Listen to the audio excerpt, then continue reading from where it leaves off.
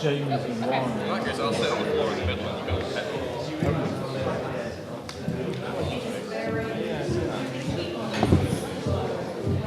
One's miniature.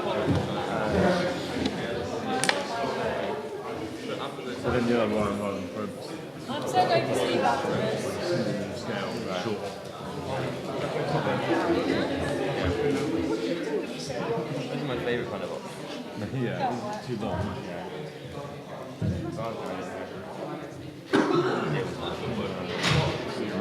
Too much. I really like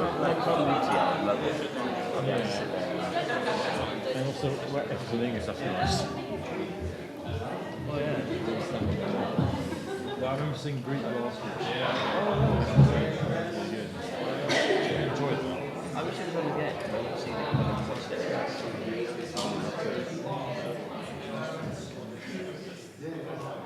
Hello.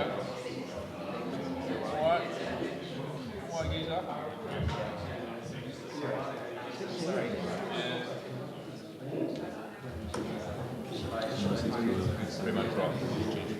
Hello. Good. So only the panelists at the back sort of chatting amongst themselves. I'm not going to tell them what to do because it might be mean to me when I'm talking later on. It wouldn't be so good.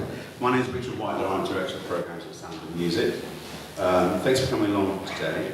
It's nice to be back. Some of you will know that I lived in Birmingham for quite a long time. And within 5 minutes of walking on the train, I had a soaking wet foot from a bit of poor paving and a puddle, so I feel like I'm really back at home. That was great. Obviously, and I haven't been to the Custard Factory for a while either, so that's nice. I'm told that the toilets are, quote, 1 million miles away. That doesn't feel so good, but I think you need to go to the reception, is that right? Oh no, Lisa's pointing around the corner to me. But you need to, so you need a code, I think, because it's the weekend, so yeah, I think it's reception. Oh, right. That's what I've been told anyway. So, the cafe is not toilet.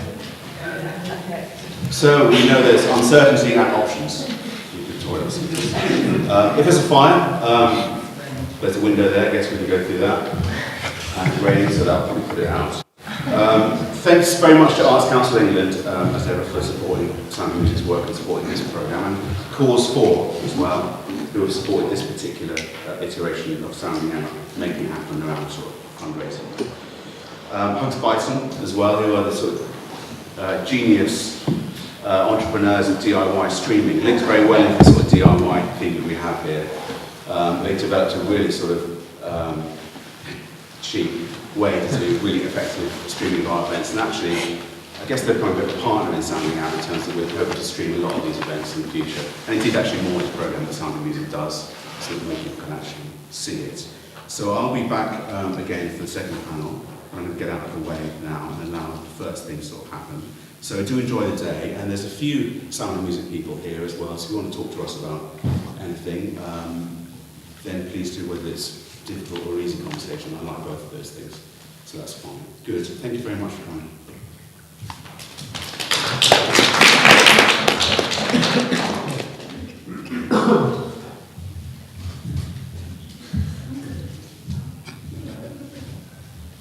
Entering from the wings. Harry, you're supposed to be here now, right? Yes. Hello. So this is the first of two panels. My name's Adam Cooper from Sam Music and Head of Development there. This is James Hannam from PRSF and Sarah G, who's a very experienced fundraiser. So we have someone who's very used to applying for money and someone who's very used to receiving applications for money and then with me. So is it okay sitting down? Can you all see me okay? Great. So I thought I'd start by introducing what we're going to be doing today. I'm presuming that, given all the books you have read the description, this is our Sounding Music Fundraising Symposium, Practical Tips for Writing a Funding Application. I wanted to introduce Sound Music for those of you that might not be completely familiar with what we're doing, and introduce myself. So Sound Music, we're the national charity for new music, as many of you will know, and lots of our work is developing composers, supporting you guys to make your work and to hear it. I know there's a few people here that are already on our programs, and hopefully a few people who will be in the future. So me, I'm a fundraiser, head of development fundraiser. I'm a AFP fundraising fellow, and I used to work for Sage Gateshead in Gateshead on their 10th birthday fundraising appeal. So it was the Royal Northern Symphony Orchestra, Folkworks, have mostly fundraised for organisations. I'm also a terrible composer and a reasonable musician, and I've done work for produced work for IKEA, which is the crown jewel of my career. So I've done that, and bar jackets, bits of things for theatre, soundscapes, those types of things. I'm in awe of many of you who I've googled, like far superior. So I wanted to. These are my slides. This is my disclaimer that I am actually a terrible composer, and but I'm a reasonable fundraiser. So I wanted to talk about making fundraising applications. So I'm going to talk about three different things. One, applying for funding. The second being curating your presence, your online presence as part of that process, and storytelling are the three things which I'm going to look at. So again, slides. Making fundraising applications. I'm sure you've all seen kind of the reams of forms and things that sometimes you need to go through in different processes and stuff. But I think it's a similar process that you always go through when apply for funding, I think. Again, with the disclaimer, I might be wrong about all of these things, so please challenge me on it. But I'm going to talk about 6 different bits. So funder objectives, clarity of what you're applying for, a few rules for writing applications, one being the who's who rule, practice, something I call just send it off syndrome, and different types of no. So, moving on. So these are 4 different funder objectives. I'll quickly read through them. I'll not tell you who the funders are. To support a small number of commissions of new music of the highest artistic quality, that's number 1. To support the creation and performance of outstanding new music in any genre, number 2. To provide opportunities and offer advice and endorsement to outstandingly talented musicians in the final stages of training and to the first few years of working professionally. And number 4, to help more musicians succeed in bringing their ambitions to fruition via a structured financial and mentoring support system with the aim of bringing fresh new talent to new audiences in the UK and beyond. So, do those sound similar to you? Sound similar to me? Do a hand show thing. You think those things sound similar to each other? No, never not. My point with this is that it's often difficult to know exactly what a funder might want from these kind of base level objectives. So my first bit of wisdom to you is the research process that you go through. It's got 3 things: checking who, if you're applying for funding, applying for commissions from these organisations, check who they've funded previously, look into the kind of work that has been done before, and use that to inform what they might be interested in the future. You can do that by looking at websites, Google, talking to people who have been funded by the commissions that you're going for, by the grant makers that you're looking at, or even actually speaking to them before you send up an application. I'm amazed by the number of times that people will will work for months on writing the perfect bid, and they'll craft it by what they think that the funder might like, and never actually speak to the person that they're going to be sending it to. Some funders they don't have the time to speak to you, so they might not want to, but give it a go. try calling people. So that's my first bit. I think there's 4 things that I read out, as much as they sound similar. I know there's 4 organisations. One of them is really interested in quality of work. That's their main thing. That is the headline message important to one of them. The other one, they're interested in the work being new, being fresh. There's nothing else like it. The third one, they're interested in composers, in the well-being of composers and kind of supporting them to do what they do. And the 4th one, they're interested in the audience, and that's their focus. So as much as there's 4 funder briefs, their headline objectives when they talk about They sound like the same thing, but they're very different. There's important subtleties that you only get by going through this process. So you have worked out what the funder wants to do, what's going to get them interested in your work. I think got 4 things to go through. So the point on clarity. I've done this.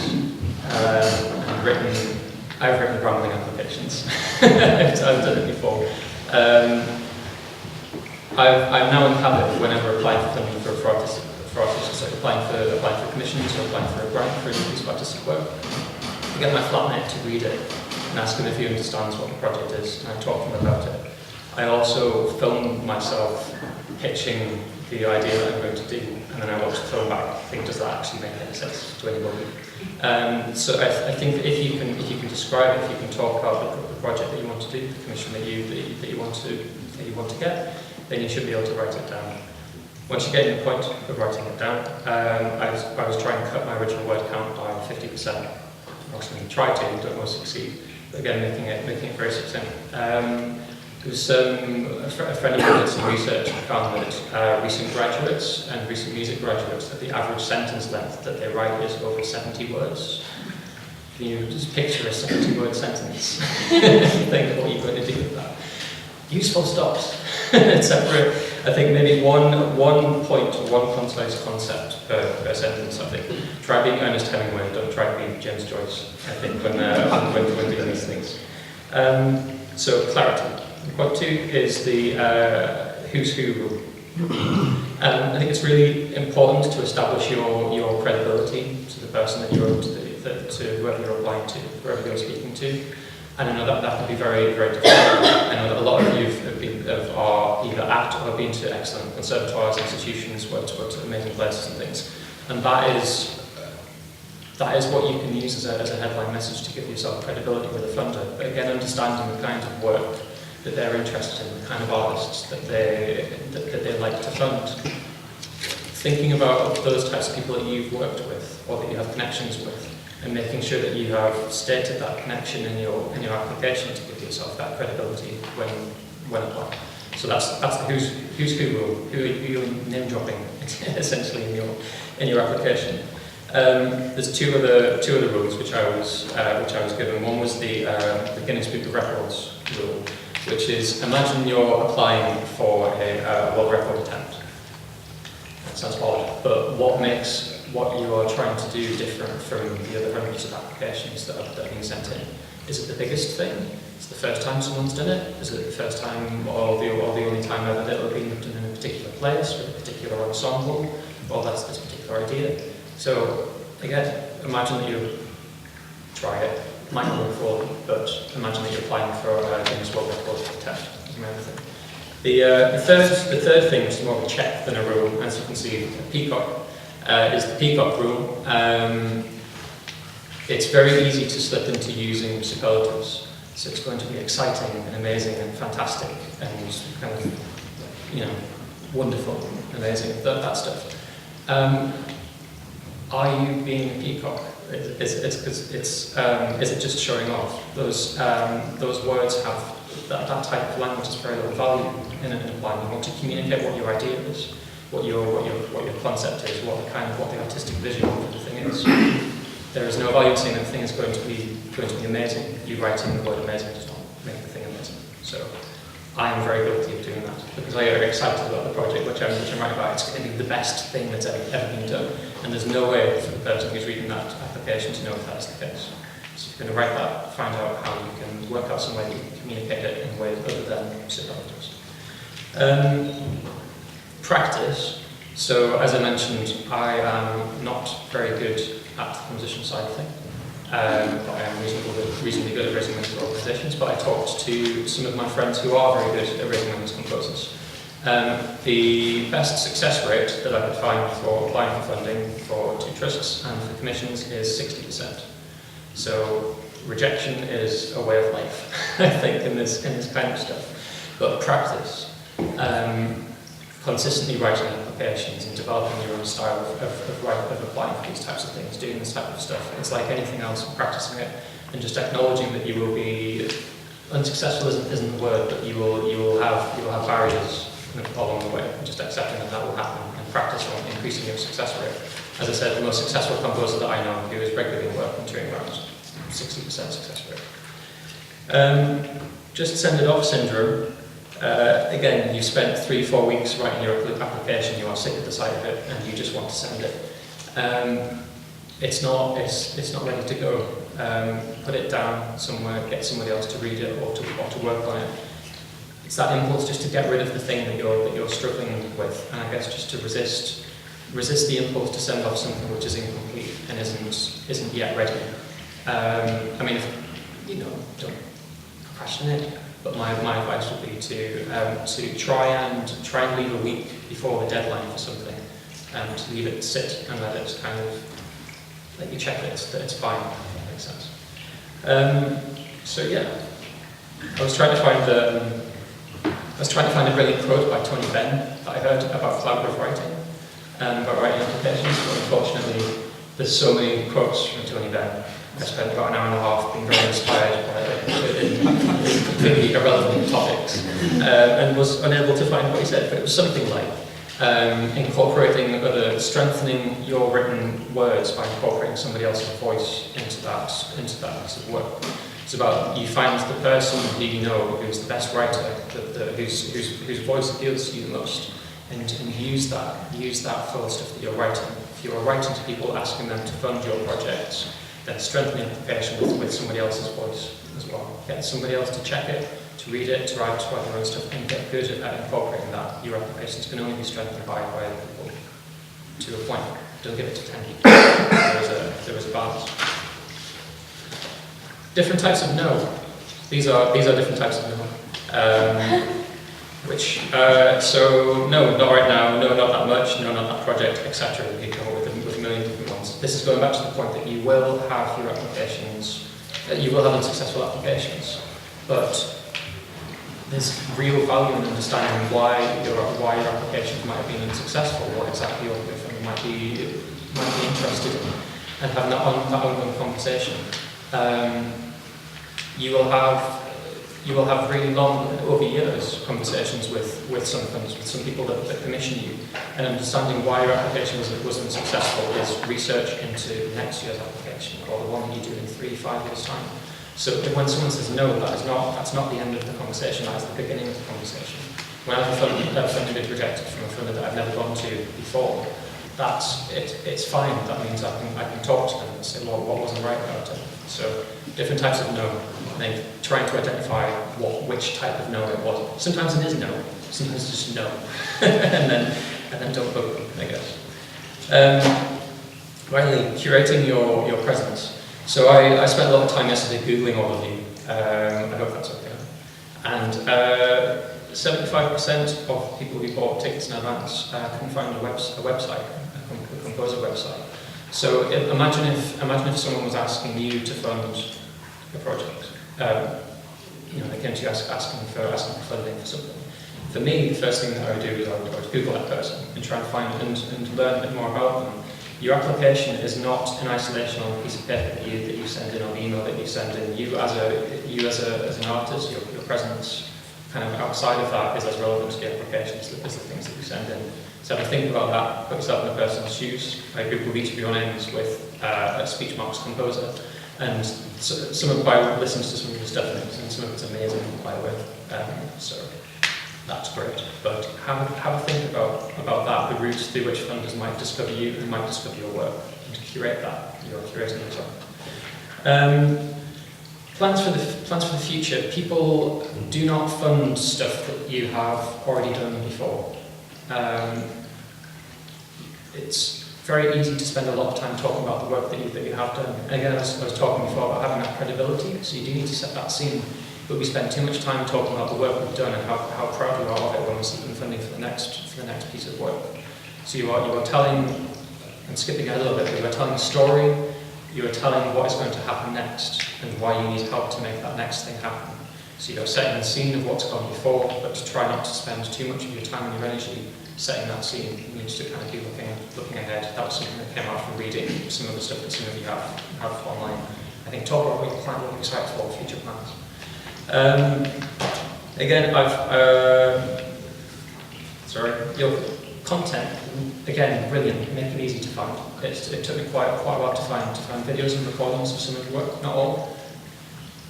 Signpost people to the things that you want them to find. Again, the application doesn't finish on the paper and the thing that you send in, it's the research that a funder might do into you afterwards. Make it easy for them to find your best work, the thing you want them to see, and that headline message. As I said, I skipped ahead. So storytelling, beginning, middle, end. Funder comes between middle and end. You need to make it very explicit, the point that you're trying to get to, what your project is, what that story arc is, and why you need a funder to make that happen. Specifically that funder, what help you need, why that's important, how they can be involved in it, how they can make that work happen.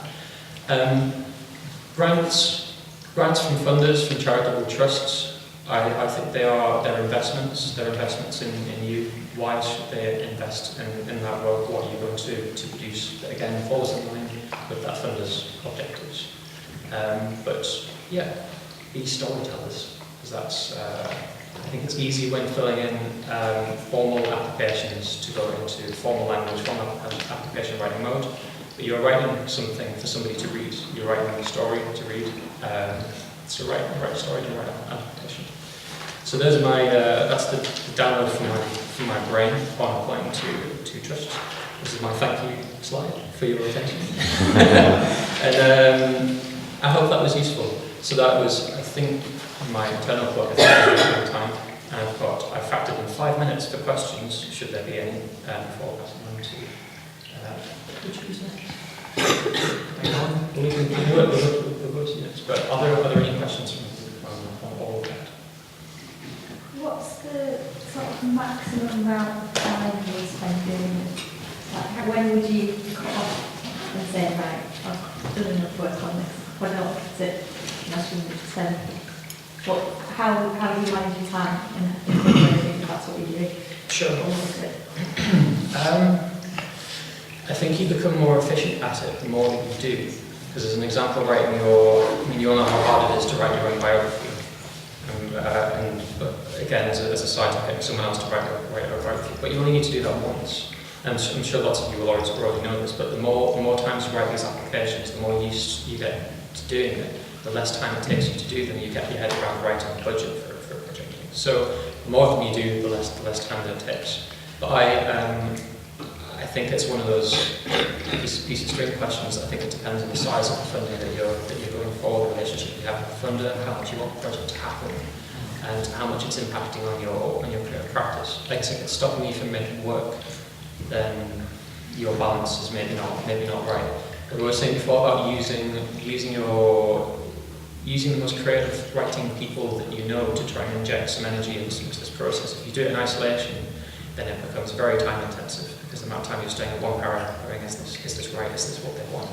So I think breaking outside of that kind of time cycle, using other people and practicing at it. So I'm sorry I can't say you should spend 1 month per £1,000 grant. I have no idea. It depends on you, but there are things that you can do to increase your efficiency. Just practice using it.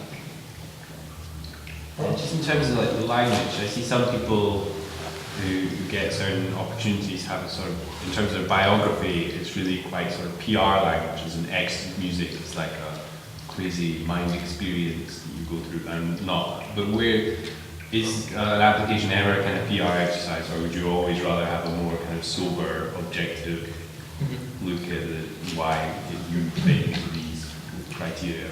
It depends on the funding. And it depends on the language that they use, and again, understanding what their objectives are.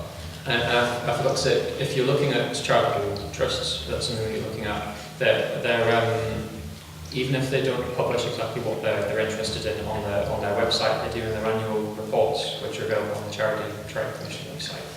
So you can read the language that they're using, the kinds of things that they're interested in. So it's that research aspect again, understanding what a funder is interested in, and checking that your project matches it. If it doesn't, then don't apply.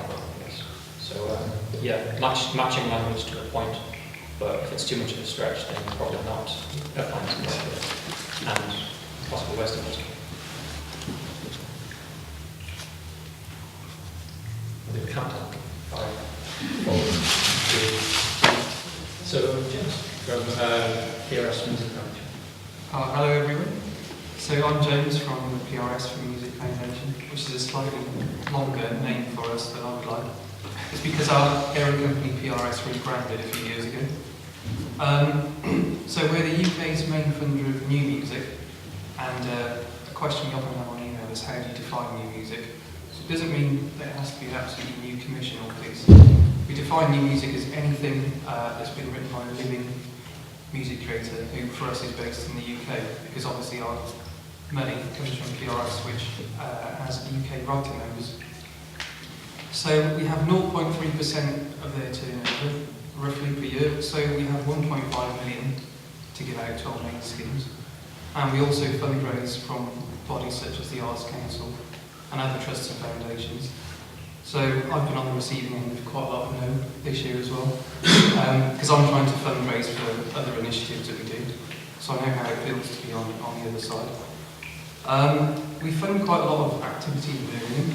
So we fund Capsule, and Lisa's speaking later. We fund a band called Jules.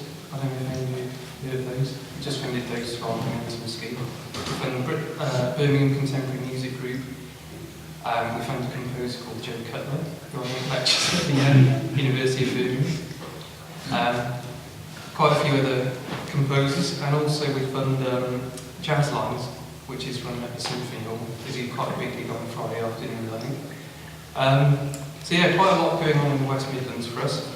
We have a bit more of a problem in the East Midlands, so if anyone is based there, a problem for us is that we have very few applications coming from Nottingham, Leicester, Derby, that kind of area. So if you live there or know anyone talented that does, please tell them to apply to us. But I thought I'd just talk today about the 3 main open schemes we have. And I thought those would be best suited to you guys. So the one that's probably of most interest is simply called Individuals. And that is open to any individual artist, so you don't have to even be an artist, you could be someone who's running a festival on, event producer, event promoter, anything like that. That runs 4 times a year, in February, April, July and September. And the turnaround time takes about 12 weeks. The reason it's quite long is that we have so many. So we had 2,500 last year across all our schemes. And the success rate is 10% at the moment. Which sounds low, but you can massively increase your chances by not writing the application entirely in capsules and actually submitting music that leads to something. As in, a lot of people just give us blank links or give us their postal address where it says, please insert your musical link. So the individual scheme is open to everyone in the room, I would assume. We fund all genres of music, which we're very proud of, but the single biggest genre we support is contemporary classical, experimental sound art, that kind of thing. That's about 30-40% of our funding in any given year. So there are some great opportunities for you guys to apply to us. The other scheme we run, which is even more popular, is called Organisations and Groups. So if you're in a band or an ensemble, you can apply to that scheme. And that's also where we would fund organisations such as Capsule to support their year-round work, and also the Sonic Festival. The other scheme that's open to around half of you in the room is Women Make Music, which is a scheme we started in response to some statistics we had from PRS, which showed that their membership was only 14% women, which is very low. So we started that scheme about 4 years ago. The applications have really shot up this year, so there was a rise of 50% year on year. It's been a great scheme, and funded some really brilliant work through that. So there are 3 main open schemes. We also have a smaller programme that we run in partnership with the Bliss Trust called Composerversaries, which Neil has just had something through. And we run other little partnership schemes. So Sam at the back of the room went to Sweden, I believe, a few years ago, which was a composer exchange we ran with a collection society in Sweden, which is called STIM. And we do quite a lot in China as well at the moment. So sometimes we're driven strategically by our parent company, PRS. Other times we spot opportunities ourselves. And that's where I come in and start trying to fundraise at least. And, you know, I do have quite a tough time fundraising myself. So my main tip would be read the question, which sounds obvious, but it's amazing. I know I haven't touched on this. How people just go off on a tangent and write mad stuff. Because, for example, the first question on our form is, what would you like the money for? And one that came in a couple of years ago just said, I'm the best British composer since Benjamin Britten. But that's great, that's telling me nothing about what you want the money for, and it's probably a questionable statement. Yeah, it's amazing what you can do just by answering clearly. Just having 3 main bullet points saying, I want to do this, your money would go towards this particular part of it. And it'll be great, here's some awesome music. If they were all like that, I'm sure the success rate would be a bit higher. But at present we're funding around 10%, but like I said, that's, we do filter a lot out at stage 1. So I'll just tell you a bit about our process, now that I've mentioned that. We have a 2-stage process. The stage 1 form is really short. We'll essentially just ask you for your name, address, usual contact details. Question number 1 is what you would like the money for. And secondly, how it would develop you as an artist. We'd also ask you for 2 music links. And we send those, both the staff, and they're assessed externally by 2 assessors who have expertise in that genre. So Sarah is one of these. There are a few others in the room, but she's allowed me to. Sorry? There aren't just 2 of us. No, there are 150. Yeah. So we very rarely use the same people more than twice in 1 year to keep it clear. But because music is so subjective, we find that this is a slightly fairer way. I mean, we can never perfect this process, but if 3 people look at it, it tends to help broaden out the scores to the difference of opinion.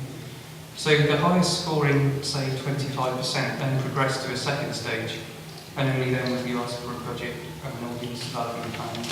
That kind of stuff you usually see other funders asking for at an earlier stage. So we like to think it's quite a welcoming process, or as welcoming as it can be. But we always welcome feedback, so if any of you have applied or found our process difficult in any way, then please grab me afterwards and insult me to my face about why you didn't like it, and we'll try and change it. So we're always trying to improve. I appreciate it's very hard at the moment to get a grant from PRSF, but hopefully we will have a bit more money to play with next year, so I hope the success rate is going up slightly. But I should probably leave it there and some mindful of time and ask if you have any questions. And I'd invite Sarah to interject as well. She reads a lot of applications per year for us. And probably spots different errors to me. Hi there. Hi. I sort of noticed when you said in your like this is what I want to do thing, having 3 bullet points and saying I want to do this, and your bit of the money is going to go towards this part.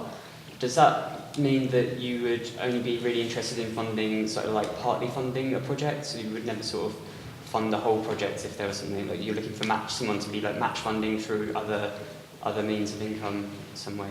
That's a good question. So we don't insist on it as the Arts Council would. So I think the Arts Council set a specific percentage of match funding, but we don't. So we have funded something, quite a lot of stuff entirely, but we do like to see at least some income from elsewhere. So just to show that you're kind of looking to be quite ambitious with the project. So a lot of people just list other trusts and foundations they're applying to. You don't need it confirmed before you apply to us. It's just good to show that there is something coming in, maybe even from friends or family, or ticket sales, or merchandise, or anything like that. Anything you can add would really add value, I think. The other thing that is sometimes an issue is when someone applies to us and they've got a huge grant for the arts application in for something like 80,000, and then they're asking us for 5k. And if that's unconfirmed at the time, if we like it, we would still support it, but we've put a condition on the offer saying, well, because this is so hugely funded by the Arts Council, we would like to see that confirmed before we go ahead, because otherwise it's unlikely the project could ever happen. But we're quite flexible on it, to be honest. Out of interest, would it help if there were kind of more clear guidelines on that? I don't know, I'm just because I'm looking at an Arts Council funding application at the moment, and I noticed that you know, there's like 10%. Yeah. They are, so I was wondering if that was the same with you, really. But, no, because I hadn't seen. Set in stone. So we take everything on a case-by-case basis. But I'd encourage you all to kind of look elsewhere for alternative funds if you can. It's quite important for when you're assessing it to have decent clips of either who the music makers are. Because sometimes if they're really poor quality, then it's hard for your assessors to know what they're going to be funding. So that's some of the feedback that's come from your assessors. Yeah, so a lot of people still send us clips which are filmed on a phone in a club. Yeah. And you can't hear anything. It's just a wall of noise. So we do like using SoundCloud and high quality clips on YouTube if you have. It doesn't have to be a video, just a good quality sound file. We do have a recording fund now, which is either within individuals or groups. You can apply 100% for recordings. So as long as we have like a fair indication of what the music sounds like, it doesn't have to be pristine. So a lot of people at the moment are obviously giving us stuff they've recorded on a sort of a laptop mic or something like that, and they're applying to make a better recording in the studio. So that's okay, as long as we can clearly hear it, and it's not a mobile phone job. Unless you have an amazing mobile phone recorder, of course. But yeah, I would suggest it's as clear as possible on the musical examples. Hi there. Do you fund people who are members of other rights organisations? Yeah. As long as they're resident of the UK. And secondly, a lot of people don't fund capital acquisition, but they might fund infrastructure development. How does that fall together? So, because we're such a small funder, we don't usually fund equipment purchase. Like buying a car. Yeah, because we still have around 100 applications a year for a van, which is something we've had to put really clearly on our website. We don't fund vans.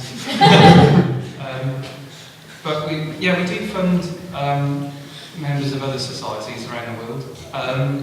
And also, you don't have to be a PRS member to apply to us. Although I would suggest joining, because it's essentially, after your first 50 quid, it's free money for your whole life. And it's a great organisation. Just to clarify, we don't fund equipment purchase, but we can fund equipment hire. And also, we don't really invest in building studios or anything like that. But if you're building an instrument or something like that, that would be acceptable, or is there a separate fund for that kind of work? I spent 3 months trying to find out if I was eligible to apply, given it's funding public money, and no one could give me an answer. I don't get any answer from the Home Office. Oh wow. Yeah, we don't usually fund that kind of thing due to the very limited funds available. But I think I might have a review after actually, so I won't list them in front of everyone because it's quite specific. But I think there are a few funds you might be able to help on that kind of stuff. Last question, as well. Would you recommend composers to basically have in their application sort of an ensemble or a musician that they want to work with, and just a plan for a concert, something like that?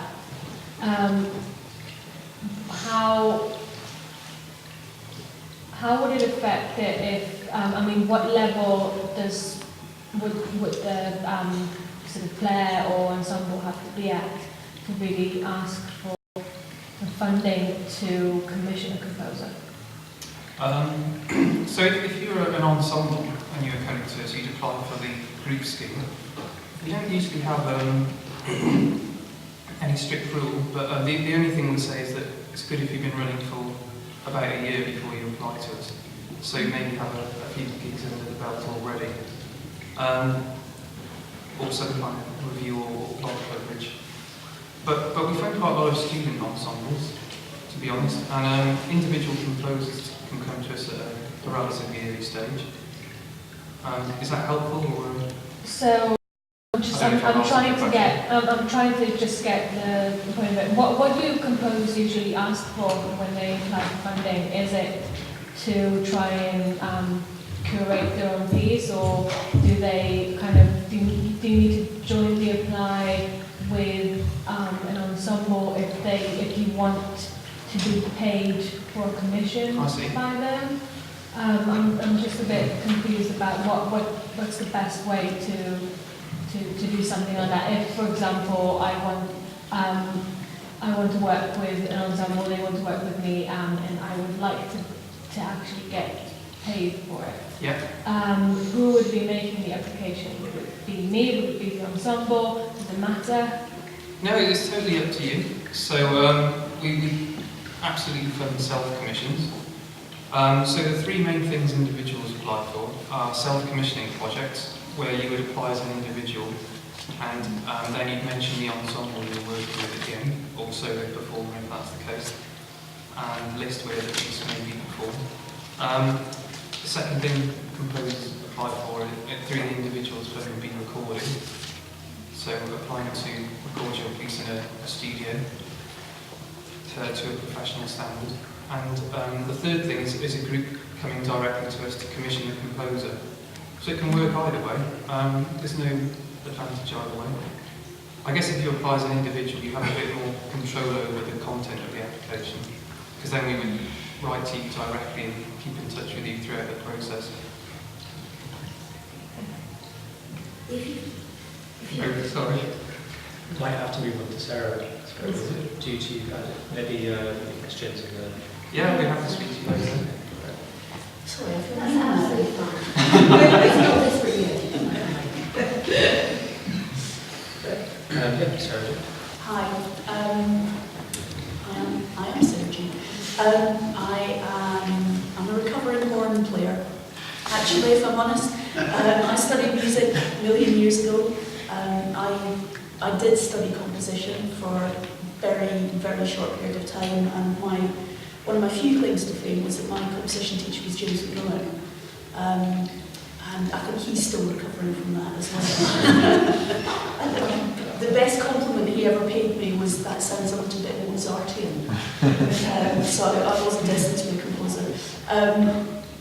I found out I was much better working on the admin side of music, and particularly marketing and fundraising. And that's now what I do. I run a company called Indigo that looks at marketing and particularly in my area, fundraising for organisations and sometimes for individuals. I'm also a trustee of quite a few charities, including Spitalfields Music in London. And as James said, I've been an advisor for quite a few years now. Yeah, from the PRSF Music Foundation. And I have to say, it has been fascinating. All the stuff that both Adam and James have talked about not actually answering the questions that are on the forum. I'm sure nobody in this room has done that, because I'm sure you're all perfect, but I've read some shit, I really have. And it's quite extraordinary. Very, very simple questions like, what do you want to do with this money? Or please send us 2 links to types of music to illustrate the kind of thing that you do. That stumps a lot of people. So if you can get past that sort of thing, you're probably in the top 50% for a start. I mean, it really is incredible. And I'll come back to that in a minute. The fundraising that I tend to look at falls into 5 areas, and trusts and foundations is just one of them. You've then got individual giving, which can be everything from bucket collections right the way through to people leaving legacies to charities, and everything in between. Corporate sector, so sponsorship, corporate donations, corporate membership schemes, that sort of thing. Public sector, so Arts Council, central government, local authorities, where local authorities still give money to the arts. And I'd put lottery funding into that as well. And then the final group is sort of events, community fundraising, cake sales, that sort of thing. Now, it's unlikely that last one is necessarily going to be of enormous interest to you, although, for frankly, if you want to fund your next competition through Great British Bake Off, rip off, fill your boots. Trusts and foundations is what this particular panel is looking at, and I thought it might just be useful to rewind a little bit and talk about what trusts and foundations are, just to give you a little bit of context. They are grant-giving charities. They are registered charities, and they have the status of being a charity because they're providing money for things that are public benefit. And the charities will each have their own set of guidelines, let's say, for what the kind of things are that they can support. And they can be very random or very specific. So some of them will just say for general charitable purposes, and that kind of covers just about anything. And then they will tend to have within that different schemes of things that they support, but technically they could fund anything. You then get other ones that are much, much more specific, like PRSF, the Music Foundation. It's very clear what we fund. You can get charitable trusts and foundations. It's the same word. It's two different words. It means the same thing as well. You get some trusts that fund geographically. So here in Birmingham, we're actually very fortunate that there are a lot of charitable trusts set up because of the Quaker heritage links into the city. So a lot of the old Birmingham families, like the Cadburys, were Quakers, and as part of their religious upbringing, they get money away to charitable projects. And even 300 years on, we still have a lot of Cadbury trusts that give money, and they also like the arts, so they're quite a useful source. You can get charitable trusts and foundations that give to specific beneficiary groups, so it could be young people, older people, could be ex-servicemen. You then get ones that will fund particular themes. So they might like the arts, they might like donkeys, some do. There are some brilliant themes and trusts out there. There's one which is probably not relevant, but it is one of my favourite stories, so I will tell it quickly. Up in Yorkshire, there is a charitable trust that now gives money away in the form of school clothing vouchers for people that live within a particular parish who need help to get school uniform. It was actually founded about 250 years ago by a couple of spinsters that lived in the village. And they were so terribly worried about the young women in the village, the young unmarried women in the village that were getting themselves pregnant, that they decided that they'd set up a charitable trust to fund underwear, because that was the thing that was there. Obviously, the family planning was a little bit limited, and probably as two elderly spinsters, it was somewhat limited, but it's practical, that portion as well. But for years and years and years, this charitable trust, because it was set up, could only give money away for underwear. And it got to the point they actually had to go and get an official review of it to get it changed, because the things that are enshrined in your sort of deed of trust in the charity are actually quite difficult to change.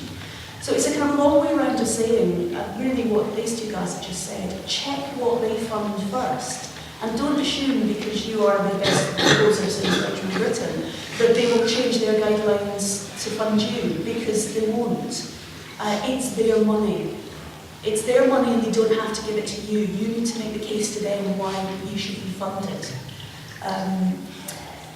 They do, however, give you clues. They give, obviously, the kind of things that they fund in their general objectives, but they will also talk about the kind of projects that they funded in the past.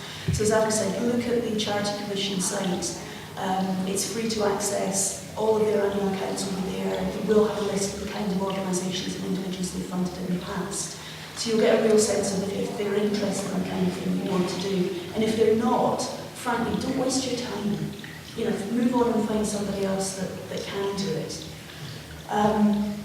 There are a number, well, two things actually. One is that there are quite a few charitable trusts set up that cannot give money to individuals because of the way that they're set up. They can only give money to other registered charities. So either in that situation find a partner organisation, as you were saying, an organisation that you want to work with that is a registered charity that could commission you or be a partner with you and get them to apply on your behalf. Or if it's just you, don't, because you're not a registered charity. Just don't waste your time. There are also quite a number of sites that you can sign up to, websites where they will kind of sift through potential funders for you. The one that I think is the best, unfortunately, is a paid-for site. It's called trustfunding.org.uk. And I think the minimum level is about 200, 250 quid a year to be part of it. But you might find that a local library has a subscription, or you might find that an organisation you work with or indeed a university has got a subscription to it. And that's just a brilliant way of being able to type in the criteria that you want, the project you want to fund, and then it'll come up with a long list, and then you can sift through that and see what else they might support. There's also another website called Funding Central, which is government sponsored and it's run by National Council for Voluntary Organisations.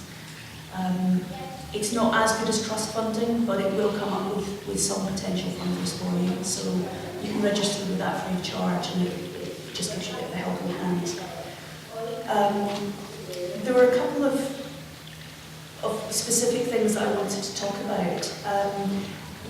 One is, I often joke to people that my skill as a fundraiser, and I've been doing it for 20 plus years now, and I've worked with a lot of organisations, I've worked with some individuals, I've worked with individuals through organisations. The skill that I have is translation skills. And what I do, and forgive my French, but I translate arts and bollocks into plain English, and then I translate plain English into funding speak. If you can get arts and bollocks into plain English, just stop at plain English. But there's an awful lot of arts and bollocks that we get on PRS, Music Foundation applications, that you just kind of think, okay, if you could just distill that down into what you actually mean. It's like reading, I'm sure some of you have had this example, going to a contemporary art exhibition and reading the artist's statement about what was in their mind at the time that they do this, and you just kind of think, you pretentious gig. You know, why don't you say, actually, I was in turmoil because my relationship had just broken up, or my auntie had just died, or, you know, I was coming down off a huge high, or whatever it was, rather than talking about, you know, something that you think you were clearly still on the huge high when you wrote that. That's the sort of thing that I'm talking about. So keep it in plain English. You know, organisations, trust funding organisations actually play bullshit bingo. And a number of, I'm sure you don't, you're way above that. But I've sat with a number of other organisations, and they said that they have a list of words that they mark off. So, you know, innovative, world class, award-winning. You know, unless you can actually prove any of these things, don't use them. They're a waste of words. You've got a word count in a lot of these things. Don't waste it in something like that you can't substantiate.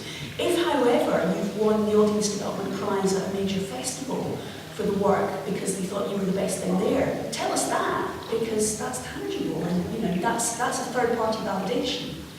So I often think about TripAdvisor and the way that that's taken off, and that works because normal people have said that's great or that's crap. Don't use the crap ones, obviously.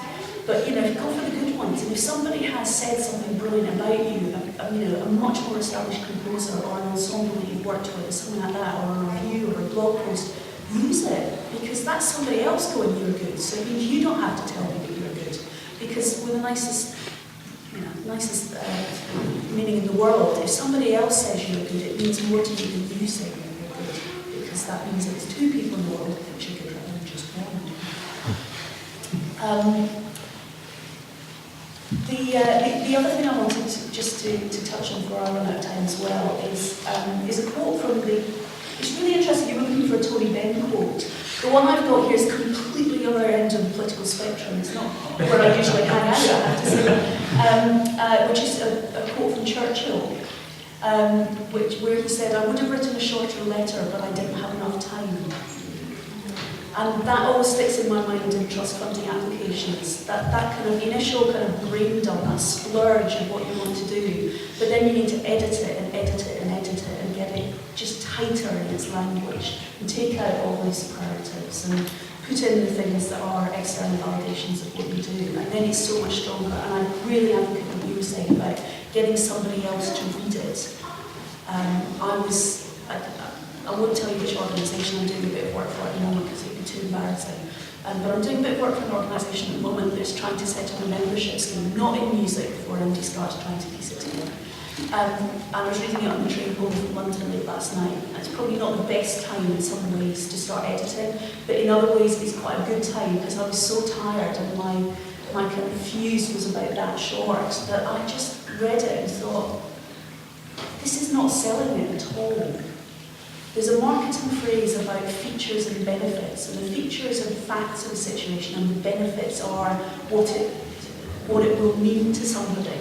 So if you ask yourself the question after any phrase, which means that, you eventually get to the situation that it tells you what it actually is going to do for you. So this organisation was talking very, very grand schemes about the sort of the links with the artistic organisations that they had, and I just kept looking at it and going, but what's it going to do for me? Why should I join? What's the benefit for me as a potential member of this organisation? It was all about them, it wasn't about me.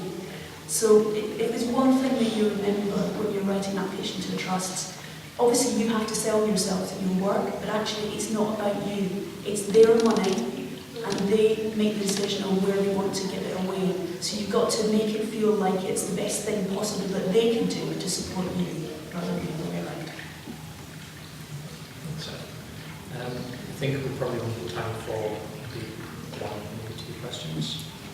So are there any questions? Is it a bad idea to contact the organisation if you see a form there's something you're not clear about?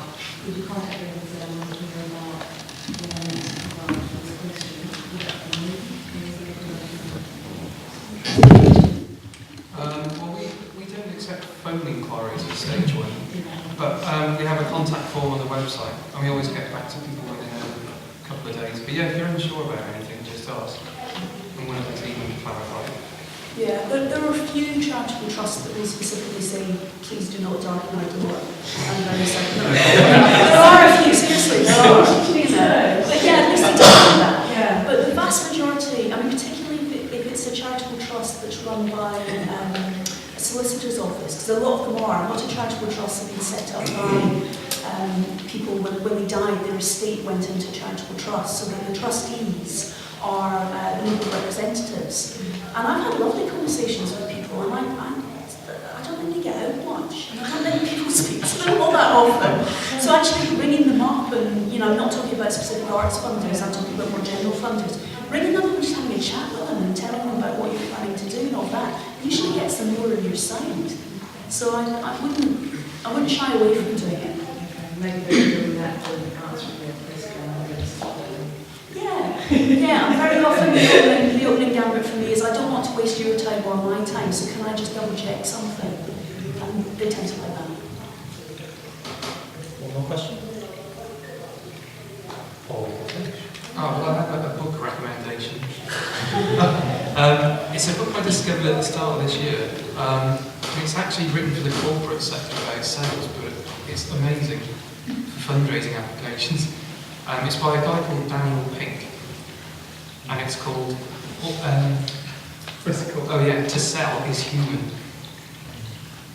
And he has a 3-point structure for either filling in fundraising forms or more hard-nosed kind of sales. And I thought it was absolutely excellent.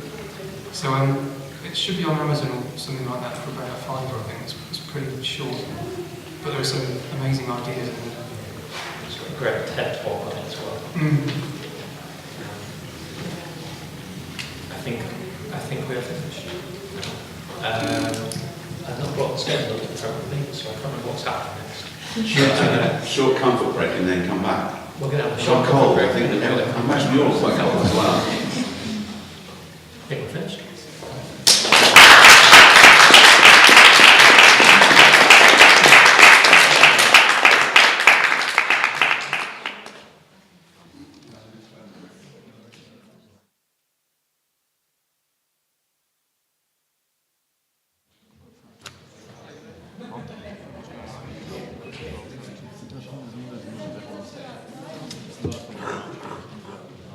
Short break.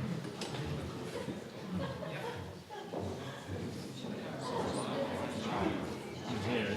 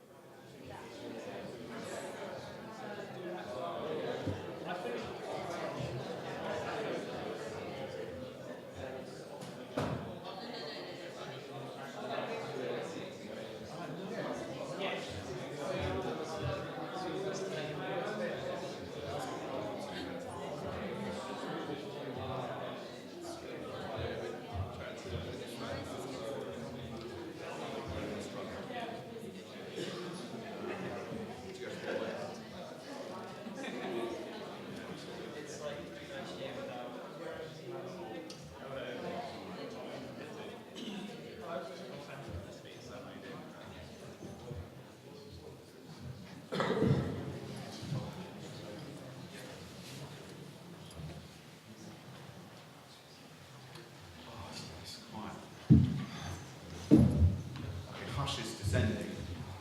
I've got 2 wet feet now, so that's good. Yeah, it wasn't from it was on the way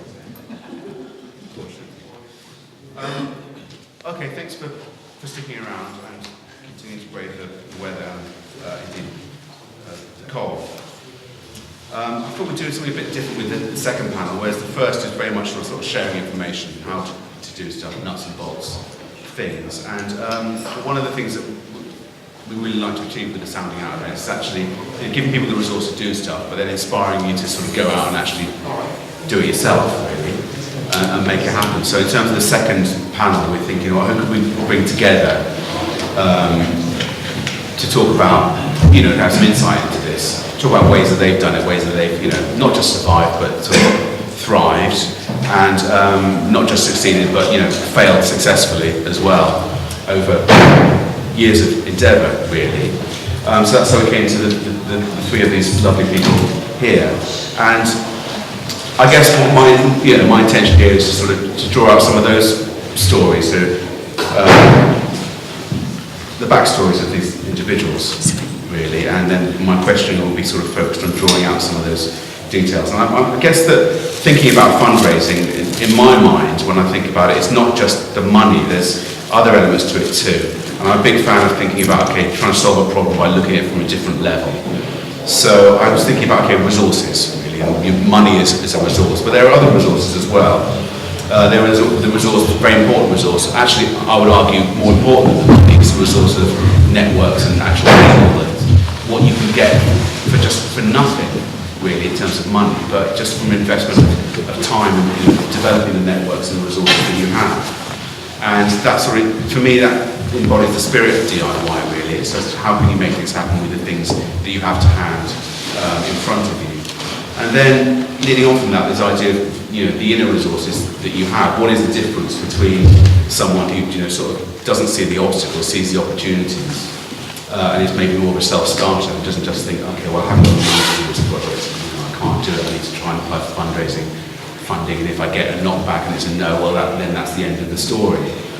Because my experience of those people who've been successful, outside of, sort of being a sort of institutionalised person like myself who works for a regularly funded organisation, is that sort of tenacity, I guess, really, and that idea that it's sort of that never say die attitude, really. Like, no, I will find a way to make it happen. What are the limiting assumptions that I have, that if I leapt over them, that I could find ways to do it differently, or to think about things in a new and interesting way. I think all 3 of the people here really embody that in a really wonderful way. And I have a huge amount of respect for them because of that, because I said before, I have a sort of regular wage and I work for a funded organisation, but I work all the time with people who just sort of make stuff happen. And, one of the great things about my job is hopefully to be able to help those people sometimes. They may argue differently, I don't know. To be able to do that and then to learn from them about just how they think about these things that they do, and when things are going well, what that's like, or when things are failing, how that can be turned into an opportunity, a way to think around a problem, basically. So that's probably enough for me by way of introduction. So I'm going to sort of introduce the panel now. Some of them I'm sure that you will know. Andy, on my left here, Andy Abbott is an artist, musician and writer. He's interested in the role of cultural activity in social change. His practice and research focuses on alternative forms of work, do-it-yourself culture, self-organisation, participation, collaboration, counter-institutions and post-capitalist subjectivity. He explores this in a variety of ways, from the representational, including illustration, composition, writing, performance, film and video, to the practical, which includes public engagement and interventions, organising events and festivals, forming and steering organisations and working collectively. Andy approaches art and culture as sites for experimentation with non-capitalist ways of being and acting together that have social and political resonance. Next is Mr. Underwood, Sam Underwood. These are bios that these people wrote themselves. Thinking back to the bio conversation we had earlier, and you could submit your ratings on Twitter maybe. Sam Underwood is a musician, sound artist, and instrument designer. As well as being an accomplished music producer and live performer, Mr. Underwood is often found working on a variety of left field projects, from setting up elaborate field recordings to building obscure mechanical musical instruments. He has an almost unhealthy fascination with sound, often being distracted by a squeaky shoe or the sound of the ventilation system when he should be concentrating on something else. Can I just say that is quite old, still true, but I wouldn't recommend using the word accomplished in your own bio. Just cross that out for you. Yeah, cross that out for me, please. It's appropriate. It's very appropriate on the board. So you're going to be totally distracted? Yes. Great. Okay, we'll come to you first so that you can go back to your reverie of the dripping tap. It is quite an attractive sound, actually. Do you want me to carry on with this bio then? Yes, if you want, yeah. I won't. Go on. I lost my mojo now. Now here it is. Mr. Underwood also can't help but twist the uses of objects. This is all true, I agree with it. Maybe you don't know. To find new ways of creating sound and interfaces with instruments and technology. Full stop, a hacker at heart, full stop. Totally, that sums you up for me. I think that's great. Does it say full stop? No. No, I just said editorial intervention. Lisa Meyer is the founder and director of Capsule, one of the UK's most inventive arts organisations, and named by The Guardian as a maverick. For over 15 years, Lisa has achieved results for clients, stakeholders, artists and audiences, garnering extensive media coverage and contributing to the city, that's this city's, placemaking agenda. Outward looking and highly collaborative, Capsule turns audience development on its head, replacing the audience at the core of the work curated. So they all have more impressive bios than me. I'm not going to read mine out. So I was going to start, I spoke a bit about this, idea of these different levels of resources, if you like. There's a financial thing, there's these networks and people, and then there's just the stuff that you can, all the stuff that you really can control, which is the stuff inside you that makes you, enables you to do stuff. And I'm interested in drawing out some of the stories here. And I'm going to move to Andy, first of all. And when we were talking, that's a rule of presentation, not to mention offline conversations, isn't it? Damn, okay. But Andy, what I know of you, your work, you started work in this sort of DIY area when you were about 11 years old, making music and just doing things. And things have changed since then, and the whole sort of culture has sort of changed around you. But going back to that time, those starting points, obviously, the attitude that you had in that first instance has been something that's been an important resource for you, sort of carrying on, finding solutions to things. So do you want to sort of just describe to me how things started out for you, and then the progress that you made and actually just sort of getting stuff done? I will, yeah. I'll also sort of address that bio at the start as well, just that, perhaps in this kind of scenario, I do sort of try and live that communist ideal of being a fisherman in the morning and a philosopher in the afternoon and having lots of different jobs and sort of doing different bits, and some of that is sort of academic, so it's an academic bio, but I think for sort of practical reasons I play in a few bands, like Fucking Tank is one of them, and I'm in an art collective called Black Dogs, and I also organise a festival called Recon and Broken Thread Fest, so that's the kind of practical stuff that I do, which is maybe more useful to think about here. So I got into doing that stuff by being about 11 or 12 years old and growing up in Matlock, which many people, East Midlands got mentioned earlier on, which is a fairly sort of like sleepy little town where there's not tons of stuff going off. I think who plays Dobby in Peep Show? She did an interview recently and said, well, she's from there, she's the year above me in school. It's like, there's nothing going on in my life, so you had to make your own fun. It's like, oh yeah, that's kind of true.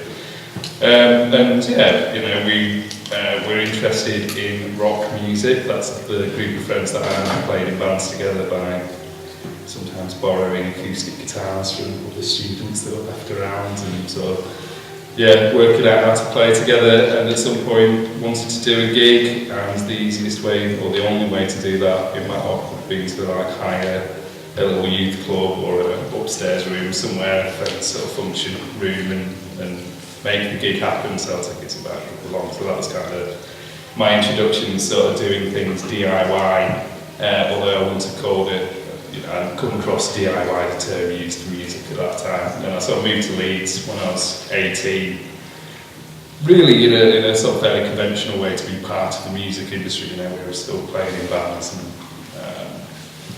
I thought moving to Leeds would create this situation where, if we're not at school anymore, we don't have any homework to do, we'll have all this spare time to be in a band, it'll be brilliant. Of course, I moved to Leeds, got jobs in warehouses and call centres and that sort of thing, that had no energy at all to ever do anything creative, and that's sort of like that. But whilst I was in Leeds, got introduced to this, what is called the sort of DIY music scene, sort of use this do-it-yourself ethos, which is very similar looking to the things we've been doing in Whitelaw. It was just gigs that happened in the upstairs of function rooms and sort of small audiences of friends, and kind of very participative, and everyone that was there was in bands and also on the stage, and there was a lot of mingling, and it was quite nice. But the sort of main difference between what I'd experienced in Whitelaw and this thing in Leeds was that the music was really good, and the people that were coming and playing were from all over the world.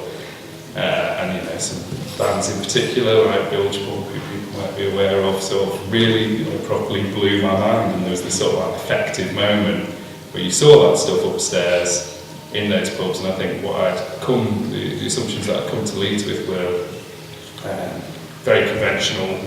Good music is up at this level, and you have to sort of travel to get there, and that's the progress that we're all interested in making. And what we're doing at the moment is this lower level that's not as important. That's where quality is, and this is where we are now. And to sort of see that happen in Leeds and just have these experiences in those small places really made me completely reassess that and think, actually, hang on, this is it, maybe this is where the kind of effective moment is, and this is what I, aim to be part of. That's the sort of values. And so I think the things that I've done since then have tried to unpick that moment and say, okay, well, what is what are the implications of that? If you have that sort of moment where something is an epiphany and really makes you reassess how all those structures work, what sort of world, what other world does it suggest? And kind of my research and sort of practice with that has meant unpicking a lot of sort of things like economics and politics and that sort of thing. Actually, it's a very different world that these gigs in top rooms and pubs suggest than maybe the music industry does. That's really important. And the way that you've done all this stuff, and then moving on to the sort of festival stuff that Recon Festival you run in Leeds, there's a real mixed economy there, isn't there, in terms of like this, you were releasing records and booking gigs.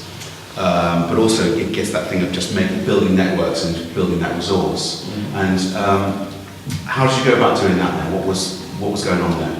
Yeah, I think you mentioned it very well in the introduction, but thinking about fundraising was quite an unusual perspective for me to come to it. So I've never really thought about funds and DIY activity, but there is obviously very different currency and resources, and a lot of those are based on sort of friendships. But the thing that prompts most of it seems to be a lack. Or it's like, well, no one else is going to put this thing out for me, so we'll sort of do a bit of skill sharing and ask friends that have done similar things before, and eventually you're sort of booking tours and putting records out. All that stuff's quite achievable if you have the spare time to teach yourself how to do it. The festivals thing, I think, you mentioned how things have changed over the last sort of 10 years.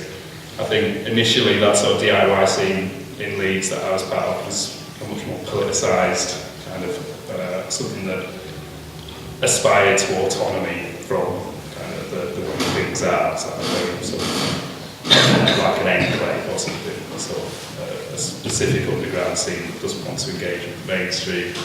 And over time, perhaps I've got a bit softer. Actually, it's quite useful that there's these pots of money and things floating around that maybe do apply to the things that we're doing, and is there a way of sort of accessing that without compromising the quality of the things that we're doing? But in all those cases, it's been very much about really focusing just on the thing that you want to do, and concentrate on that, and saying, okay, I think we do occasionally get funding for a festival, a gig, that sort of scale requires funding, but I think the starting point was always do we want to do this thing? How would we do it if there was no money involved at all, just purely out of the resources that we've got? What would it look like? And following that through, and then at some point thinking, well, if that is fundable, then we'll apply for funding. But I think we don't just sort of work the other way around, which is thinking, what are the criteria of funders and how can we meet that through our artistic practice of what we do? Great, thank you. So, just to sort of follow up on that, I think there's a few things there that come up earlier on. But I mentioned this idea of networks as a resource, and then how those would develop for you between different cities in the UK, and then indeed international in terms of organising European touring and things like that. And it's, my reflection over the last, one of the things that I've noticed over the recent years actually, is that those ways of working which were really embedded in the, I guess to use a better phrase, sort of post-punk culture, DIY music, but also like live art and things like that, was very much just like, we just need to form our own networks and do it ourselves, and those models are there. But since, the sort of collapse of the big funding bubble that existed when I came to work at Sonic Arts Network about 10 years ago, what I've noticed is that those areas of work which were traditionally better funded, let's say contemporary classical music or contemporary opera or what have you, the practitioners who are coming through now are more embracing those ideas that have been around now, because that is the model. And I'm just starting to see those ways of working really playing out amongst the younger generation of practitioners.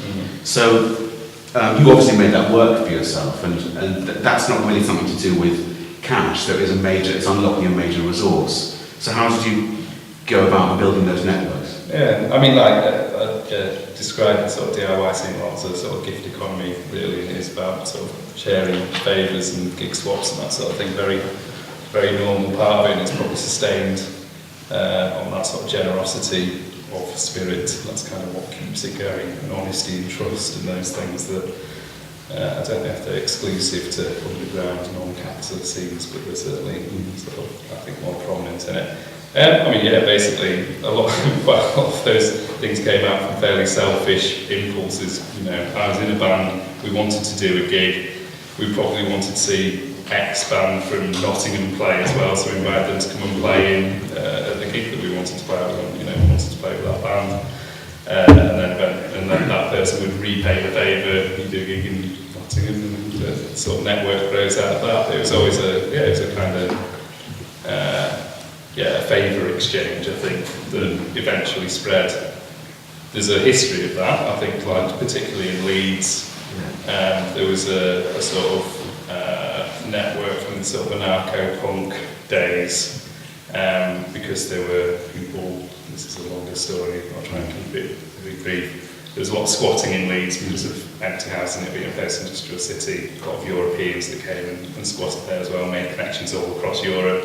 So when I was sort of like about 20 or 21, we would do these tours around the UK that were based on the gig swaps with the bands that we knew. The drive that we said was like, there's a history of bands from Leeds 6, the area that we're in Leeds, going out and touring in Europe. We should have a go at that, and sort of rekindling some of those older networks that were just about to die off, which really took us out all the way to sort of Slovenia and back, which I thought was a really incredible thing to do at the time. But I also think that those networks were just, the reason that we kept them going was that we would talk to people after we did a gig.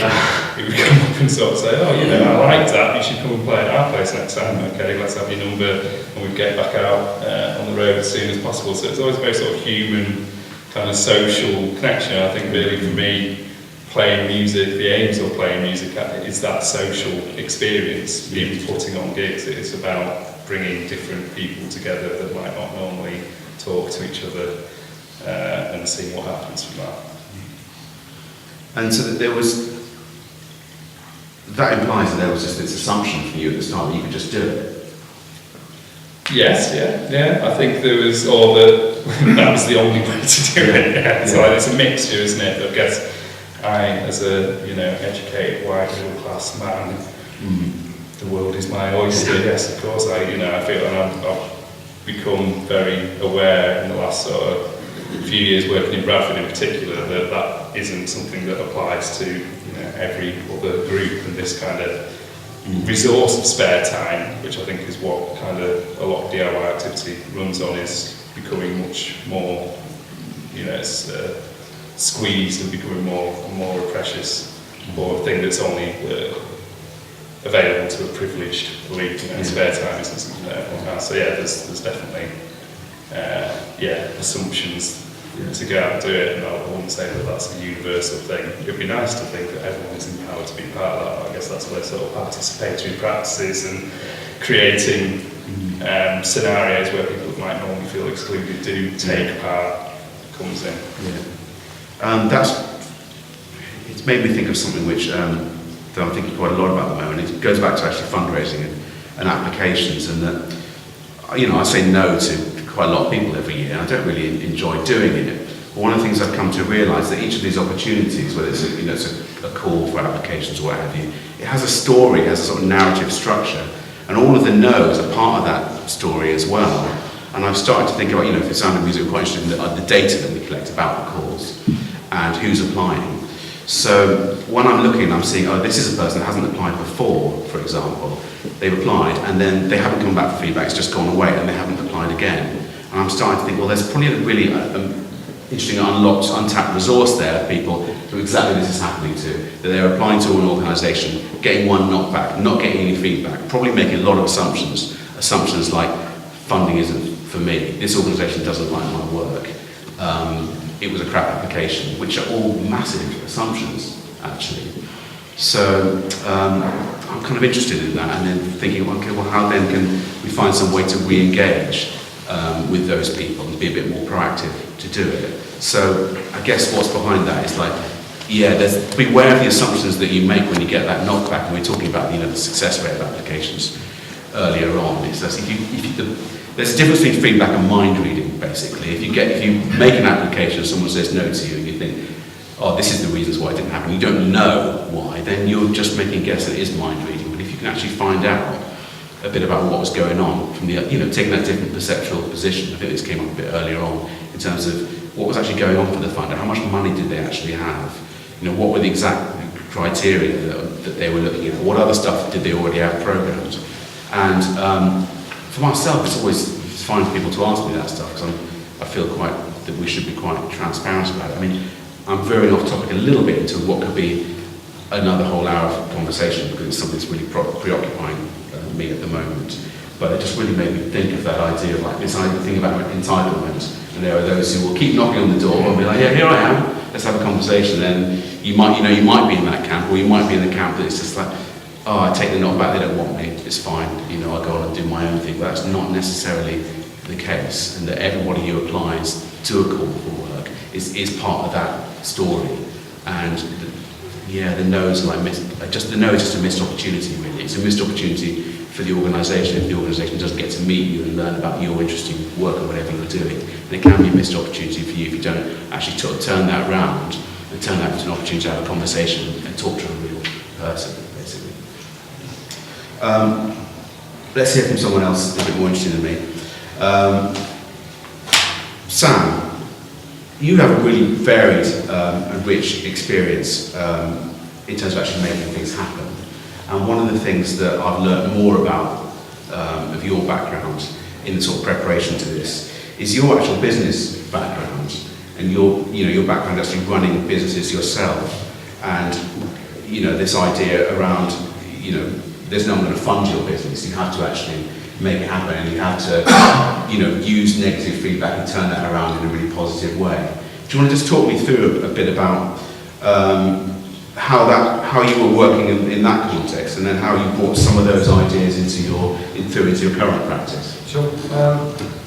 I set up a web design company in 1999 when I left university with two mates from uni, and for the first 3 years approximately we earned very, very little money, and just had to keep going through that, really. The first year, after 1 year, we managed to come off the dole, but we were still only paid then for a year what you would get on the dole. the reason for mentioning that is just because that then really does give you a sense that you're not entitled in the wider marketplace, I suppose. You're going to people on the phone or whatever on the same basis as any other company is, and there's millions. If there are millions of web design companies now, there were also quite a few when I started, and there were. So it was a hard graft, and it wasn't. It's quite. You have to search yourself for the energy to keep doing that. In the same way as I'm now doing what I do with making music and stuff, which I do now full time. The same thing applies. And one of the things which is very central to how that's affected how I work now is that when I want to do something with music and some of the events that I've run and stuff like that, I'll very often look at it from the point of view with a bit of a business head on rather than looking to funding, for example, first. So it might be that we'll build a load of synthesizers which we sell, and that then funds, that's a little pocket of money that funds the starting up of a thing. And when that thing is started up and it starts to, we think it might have legs to go forward, then at that point we might, one thing we do quite a lot of, which I think is really central in the networking side of things, is we invite people along who fund stuff. Or in the case of Capsule, my relationship with Capsule as an artist started because I moved to Birmingham, knew of Capsule, wanted to do gigs with Capsule, couldn't immediately get gigs with Capsule because they didn't know who the hell I was. Went and did other little gigs for both pubs and so on, and invited them along. And eventually they came along, saw what I was doing, liked what I was doing, and then started gigging for them. So it's a very, that networking side of it is just really quite practical, and applies as much in what I'm doing now as it did when I ran a little company.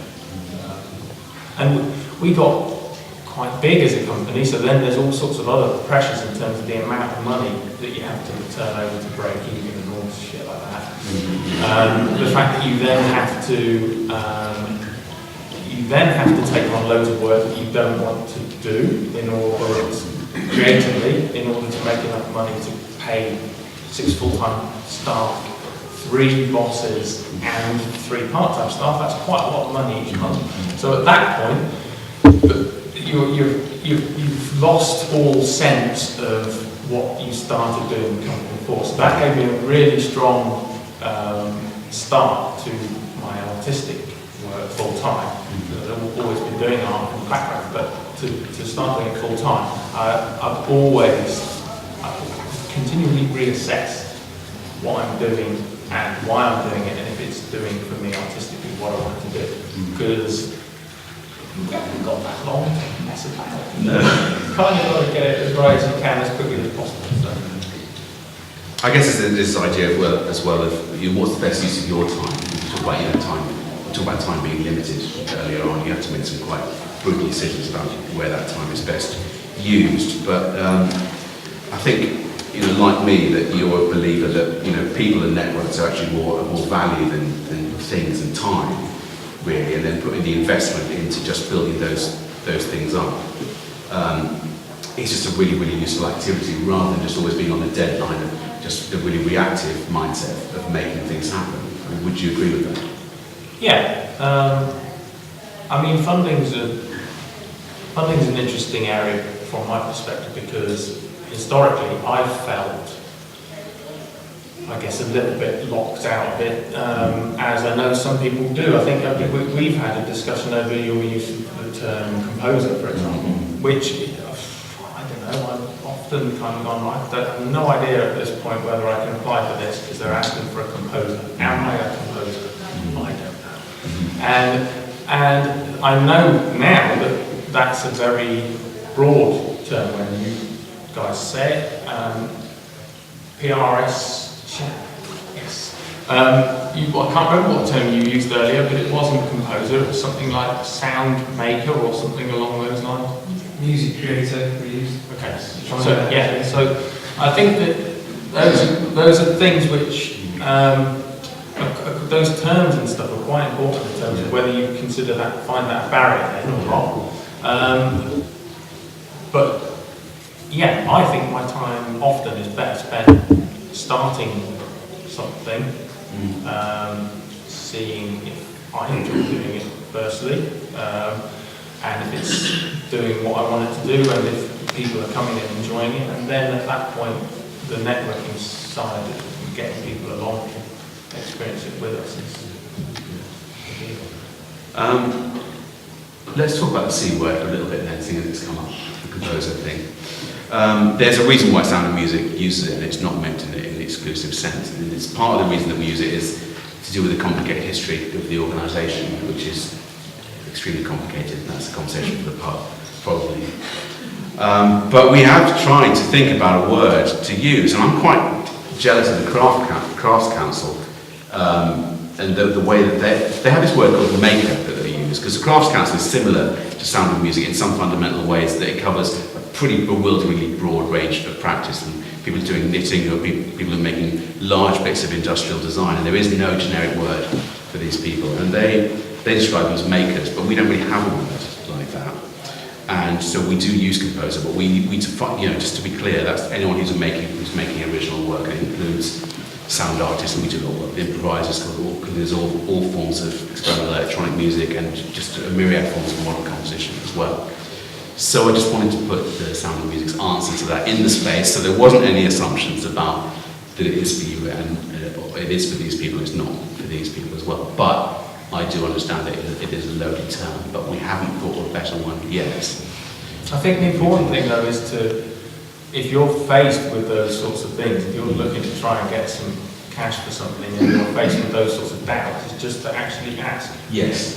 Or to at least first try and read down through stuff to see what the deal is, because it can be quite lonely out there writing these applications, and I very much like the idea of passing the application on to other people. I think I do that now because I work with somebody else and he reads it, and that's actually quite effective.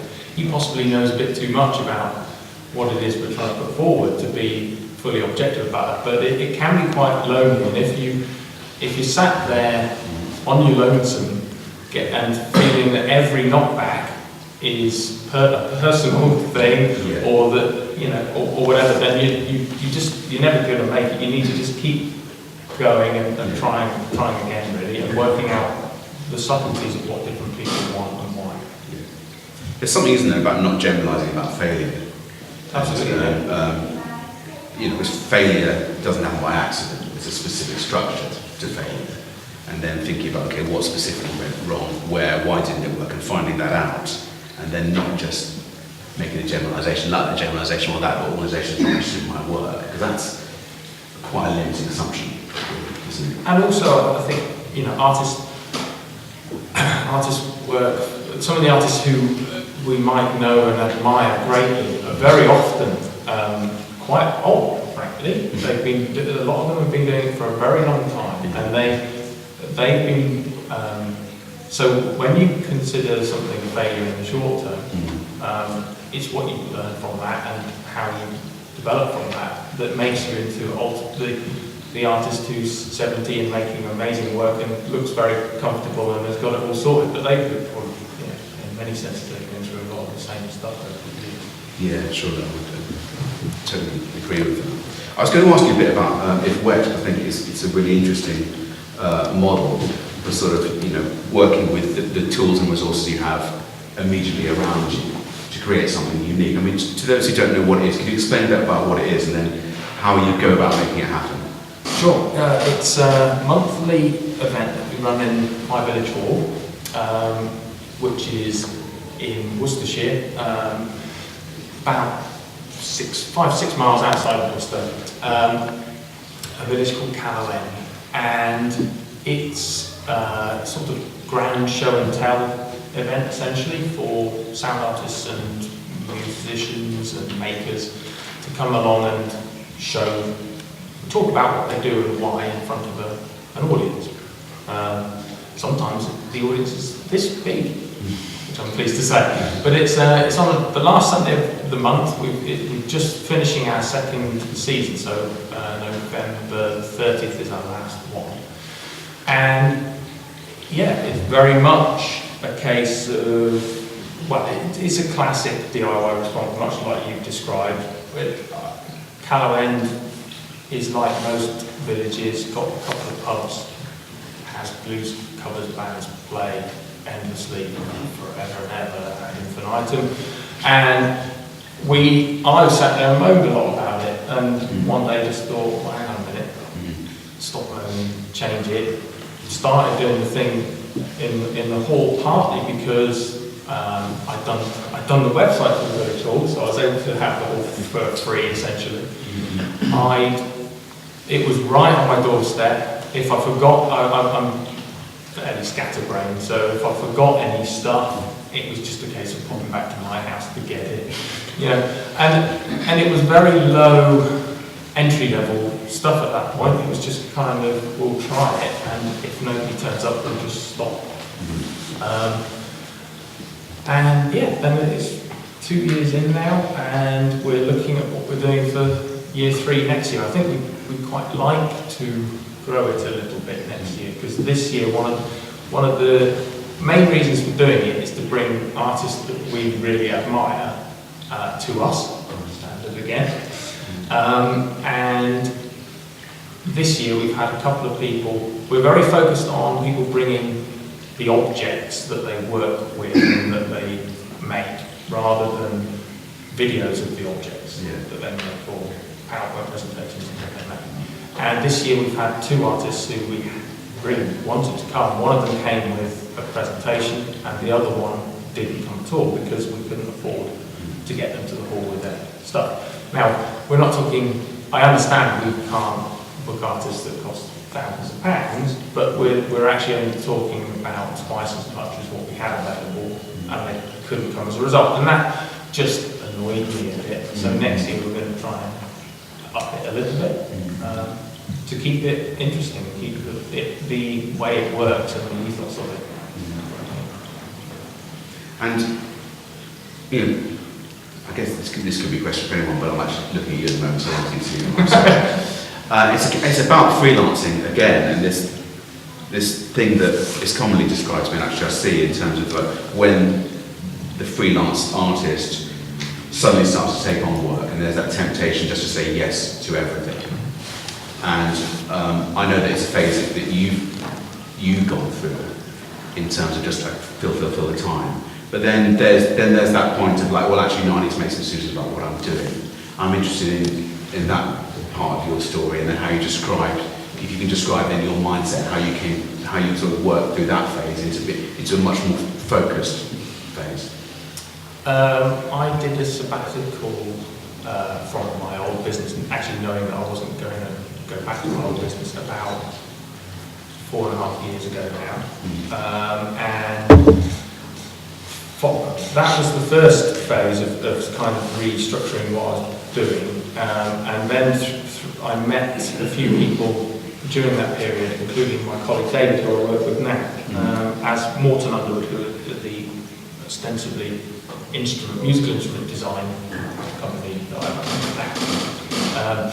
And yeah, we did exactly that, even though it was somewhat against my best judgment in some respects, because that's exactly what I was describing before. When we had to turn over so much as a company that we had to take on anything, we did just take on anything and all sorts of crap. The only thing I would say about that, which I'm quite proud of, is we were fairly ethical stuff. We were approached by Coca-Cola and decided to not do their web stuff, so that was, that was quite fun. But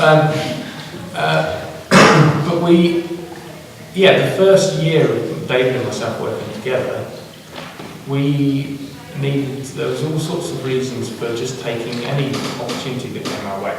And we did the whole, shall we become more focused on building synths full time? And we had a week of soldering for 11 hours a day, and it's no problem. We wouldn't be doing that full time. And you know, lots of things that you just test out, because the only way to really know are you happy doing that is to get on and do it. Yeah. So we took on all sorts of stuff, and out of that we now know that what we want to do mainly is large acoustic bass and sub-bass instruments. So that's a good thing to know. And now we can focus much more on getting commissions and so on that relate to what we like doing. So that feels like it was a really sort of practical action research phase in terms of like, we'll try all these things, which ones, some of these things won't work for us, like soldering for 11 hours, and some of these things will, and then follow that path. So, you know, you're using failure in a totally constructive way. The idea that that will fail, and then we want the other thing. Yeah. Okay. I know we want to leave. If that's okay. Can we leave you there? Absolutely. Thank you. Lisa, and you know, we've known each other for some time, and in terms of knowing the way that you work and the events that you do, and just, you know, your attitude to making work, I've always felt that you really embody a sort of, you know, there's no restrictions, no limits approach to actually getting things done, and you know, turning some of those obstacles into, you know, into positives, really, and seeing what's around you in the situation, and then just really being brilliant at finding a way to see a different possibility, a way to see where there can be change. And I'm sure it's a story that you've told on, you know, many occasions, and I've heard it, bits of it before, and I always enjoy hearing it. So I think just sort of going back to the beginning, and at when Capsule was starting out, and again, what inspired you to start making these things happen? And then you talk a bit more about how things have changed for you and how you've moved into a slightly different landscape. But you still have, I'm getting to the point of the question, I won't boundaries with too many stuff, but just in sort of summary, that you seem to really well have to be connected to all of these ways of working that have been described today, in terms of a really strong relationship with funders and sponsors, but, you know, being a really true independent curator as well, but being true to the ethic of just sort of making it happen and connected to your roots there. So I guess going back to my questions, like, what has that trajectory been like? Okay. So very similar to you, I did a fine art degree, and I lived in this massive 11-bedroom house over in Edgbaston, which was, it sounds really glamorous, but it was horrific. It did have a massive basement. And so we used to put on a lot of bands from Leeds and Nottingham, so Keto Play, Polaris, etc. That's really where I learned a DIY ethic. And, you know, as you were talking about, you became part of a network in Nottingham, Leeds, etc. I grew up in London where, so in my teenage years, everything was on my doorstep. You know, every major exhibition came through London, every major artist came. And then I came to Birmingham and shops weren't even open on a Sunday, and there was absolutely nothing going on, and it had a really bad reputation, particularly for promoters, in that they weren't paying people, they weren't looking after them very well. And so, you know, what was completely sort of just common sense to us, of, you know, that idea of hosting. So when, you know, even when we were putting on bands in the basement, it was about making veggie chili for everyone, somewhere to stay, you know, putting a collection around so that petrol money was being paid for. And a lot of European bands came to play that way as well. And so that was a really early network. But at the same time, I was doing my fine art degree, and when I graduated, I was the vice chair of an artist-led organisation, a gallery. And at that time, art was high-end and music was entertainment and almost a hobby. So the two things weren't able to ever come together. And I stepped down from being vice chair there, because I actually felt that a lot of my peers were interested in that crossover of both visual arts, performance and experimental music. And to be able to, we didn't have the equivalent of an ICA in Birmingham, so what we used to use was Medicine Bar, which is what is now Alfie Bird's across the road here at the custard factory. And it was, or we used the upstairs of the pub, and it was more important for us to have experimental artists come and play.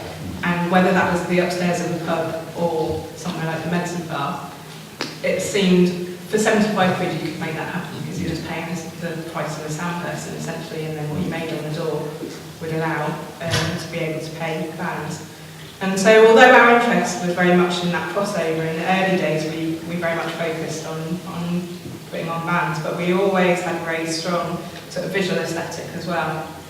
And we went to Sonar Festival, I think it was in about 2000, and we were absolutely blown away by the fact that this was a huge festival of experimental electronic music, which in the UK I thought was very niche. So we saw people like Merzbow and Coil and VBM play in a church, and we were like, oh my god, that's amazing, you know, pieces of ham flying across the room and bits of cabbage. And we're like, oh my god, this is what I want to do, this is amazing.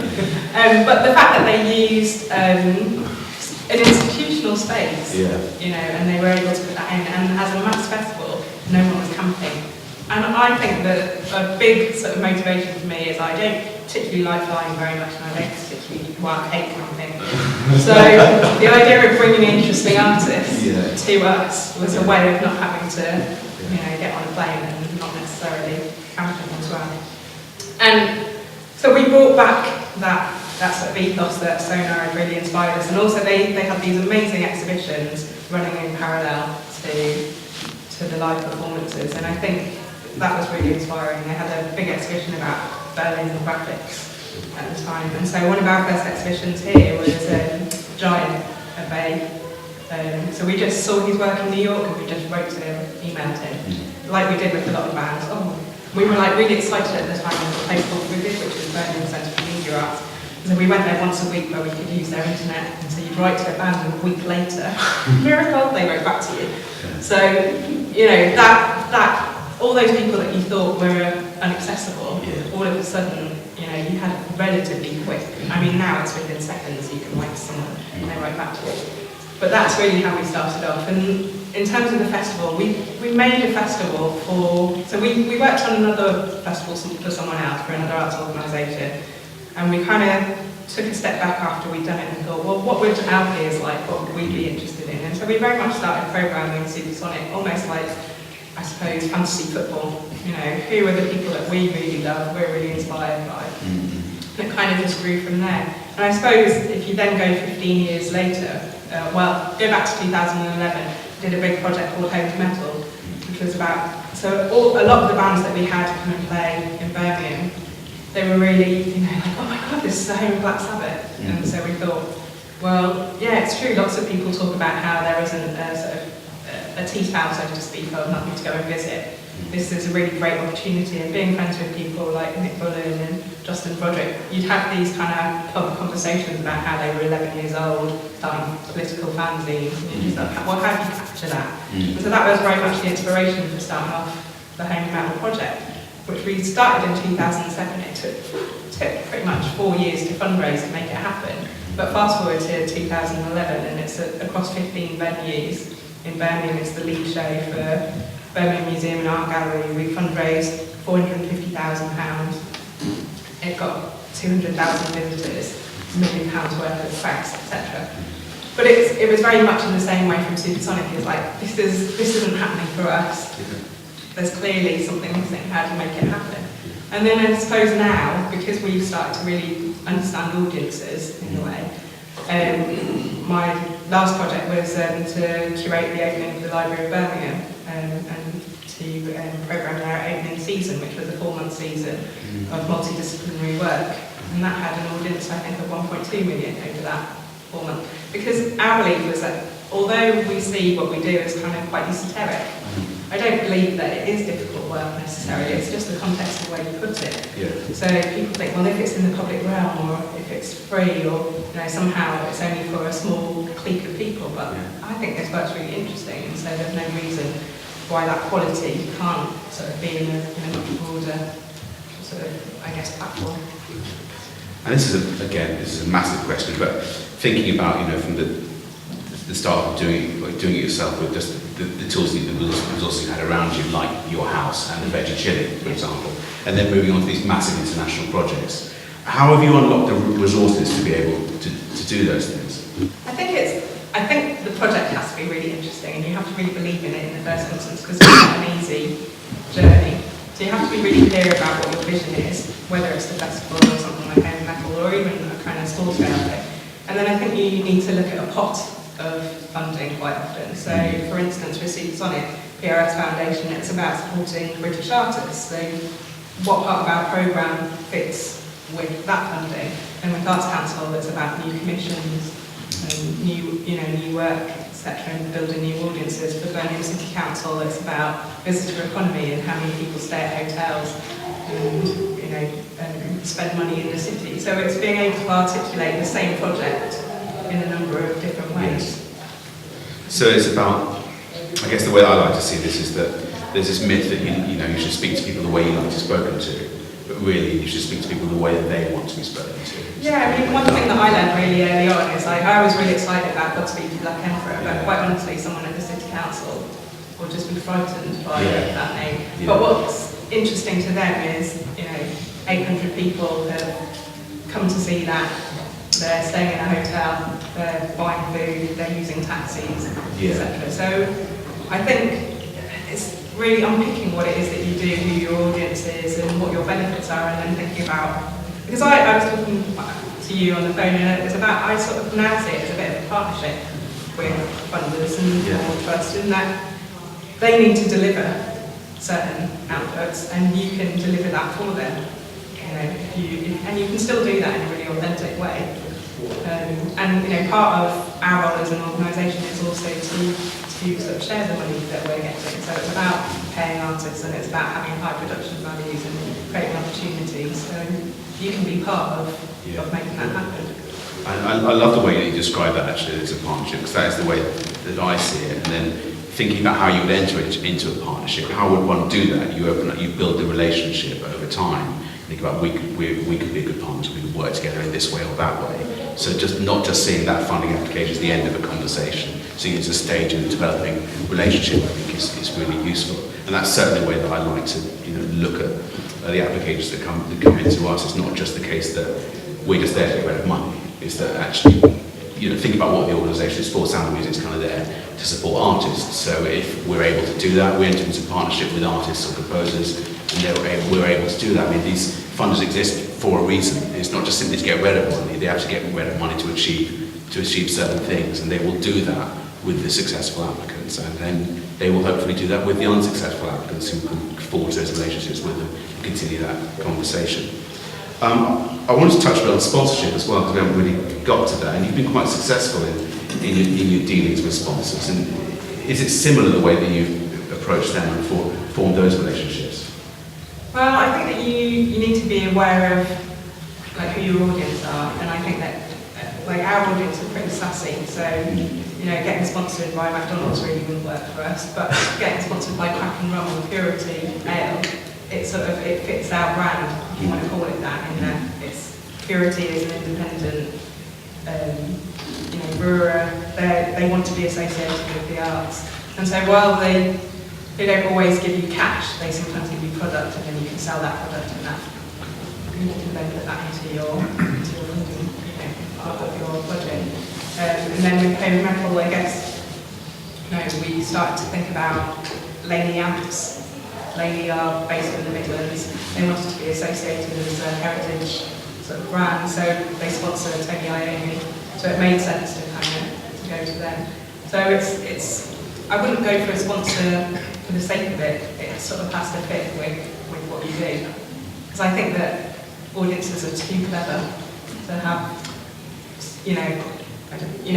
I would never go to Reading Festival, the kind of Heineken presents, that's not what I'm particularly interested in, those sort of headline sort of sponsors. So it's what are the sorts of brands that can fit with you. Thank you. We have 10 minutes left. Maybe we should take some questions. Would that be okay? Great, okay. Anyone have any questions, views, comments, things to throw, or flowers to throw, or what next? I've got a comment. Great. Good. I'm very glad. It's good. Long silence then. Just that one of the things which, most people are lower down the ladder than Lisa is really, I would say.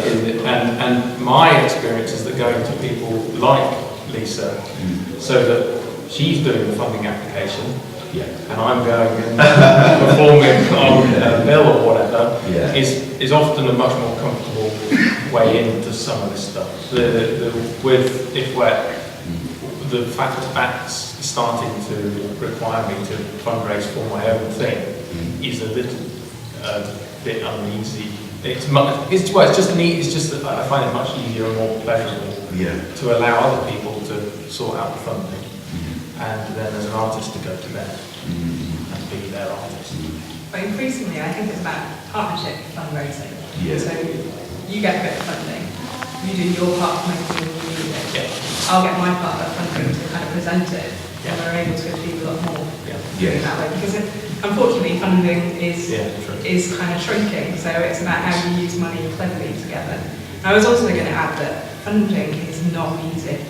But you're totally, I mean, writing applications, I mean, PRSF Foundation is a really brilliant application process and really helpful.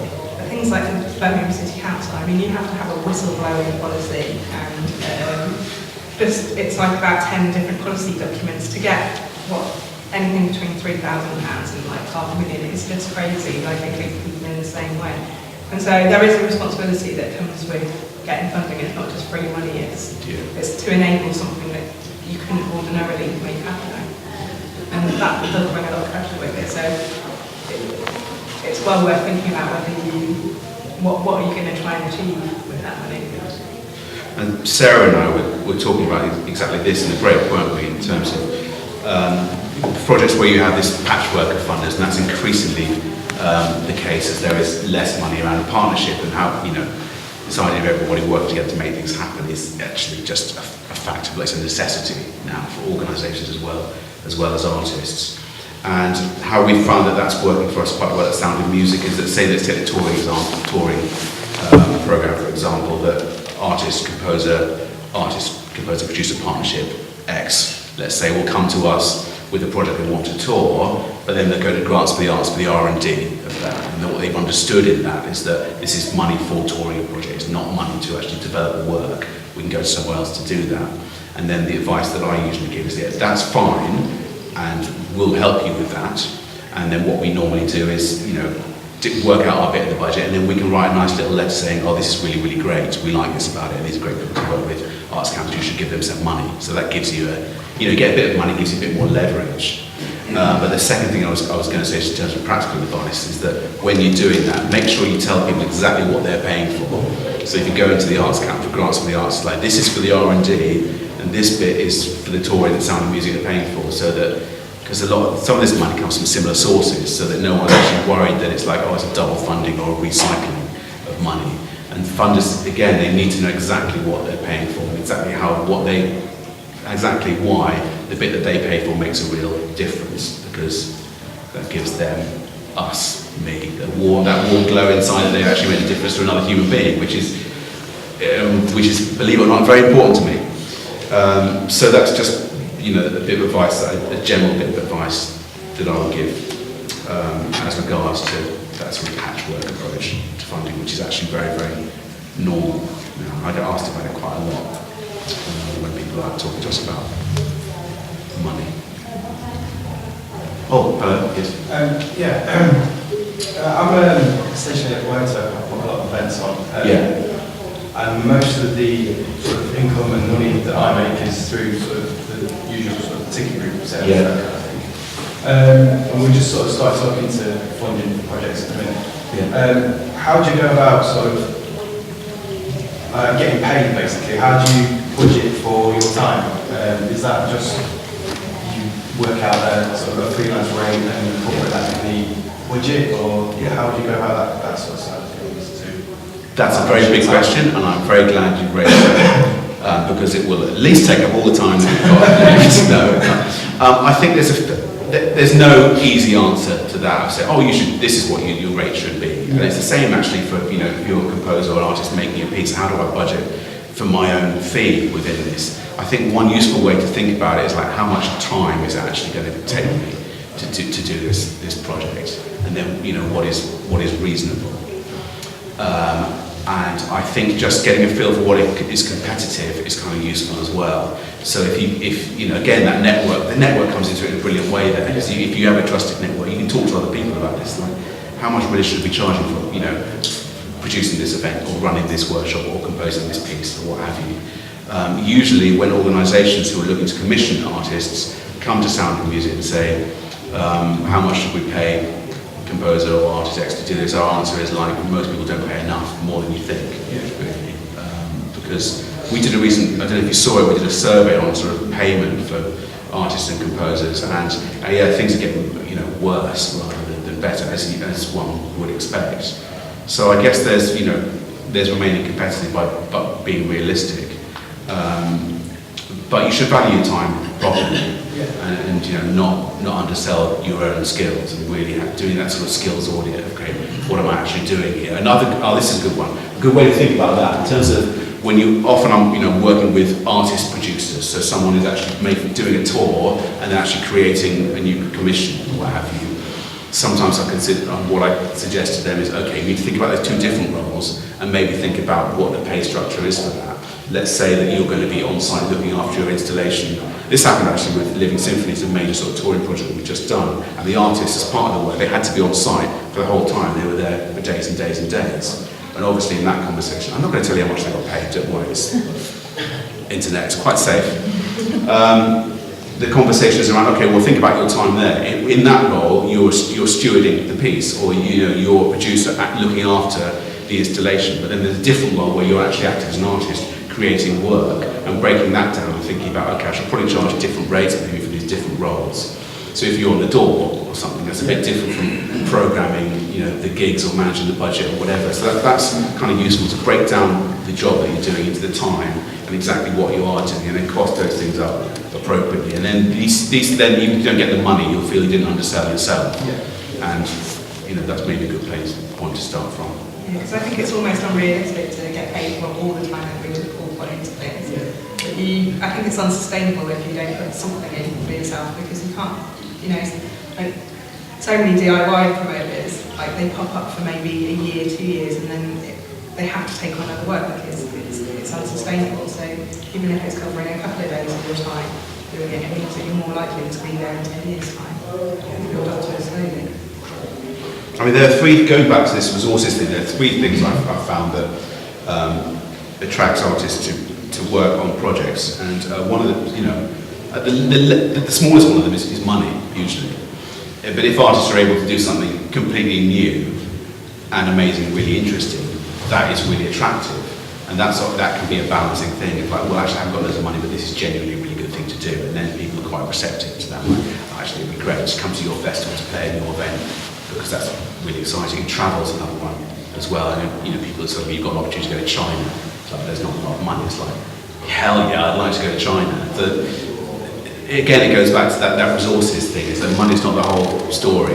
There are other reasons why, actually everybody in life does things apart from just the cash of it. So I guess that's thinking, in terms of your time as well. What are you getting out of it? There's the cash thing, but then what are you really getting from doing the event in terms of the networks that you'll make and the things that will be enabled to happen for you? Is it worth your time? Is it a good use of your time to do it at all of those different levels, basically? I think one of the things that I've sort of struggled with over that kind of time is when you're working and when you're not working, when you're engaged in like a kind of an activity that you're doing for very genuine reasons, and when basically you ended up just mirroring the call centre job or the kind of like warehouse work that you do in another place, and like waged labour really complicates that. There's been, for instance, the art collective that we've all doing with other people, Black Dogs, has always really never paid ourselves. It's always been like this is where a wage does not enter into it. All the money that comes into that just goes into future projects, but it's a purely spare time activity. That's not a kind of that's not advice. That's just how we've chosen to do that. But it's meant that that activity that we're all engaged in has, and the social relations that come from that, those sort of collaborations are very different to what they would be if it was a business or even work as cooperative. There's lots of different ways of looking at it. But I think I definitely think that is something that I consider. I think, well, how am I going to get? Do I want to be paid for this bit, and how will that affect the actual activity? That's another kind of like question. It's not always the case that being paid as much as you can for doing a certain thing makes it any better, and sometimes it can compromise or change the relationships, especially in sort of collectives. I think that's been we have made decisions at certain points where it's like, well, this could become our living, this could become our business, but actually for the kind of sake of the integrity of the work that we do, we need to keep it as a hobby. At the minute, it's about making that decision and how it's right. I guess there's something around just defining what the criteria for being successful are within the project. And I'm often surprised when I'm having conversations with people and I ask that question quite directly. It's like, what has to happen in this project commission, your career or life or whatever, for you to feel that it's been a success? And then sometimes it's like, well, I'd never really thought about that question. It's like, well, how are you going to know whether it's success or failure if you haven't really been down that path and thought about it really? So I think that's quite a useful question to ask oneself. We're almost out of time. I do have time for maybe another question. If there's any more. What's going on next door? Shall we go in there? It's the corridor, so. Oh, it's a World's greatest corridor. Welcome to the vein of my life. The tax, the non-projection. Yeah, we were getting dripped on over there, but it wasn't custard, fortunately. Okay, well, thank you so much for coming and sitting still in a cold and slightly dank room on a wet day. I hope it's been useful and interesting to you. I have no idea if it has, so please do feedback in some way, even if it's just to shout yes or no, that's something, that's nice. But thank you, and thank you to all of our panellists today and our funders, and there's no more to say. Thank you.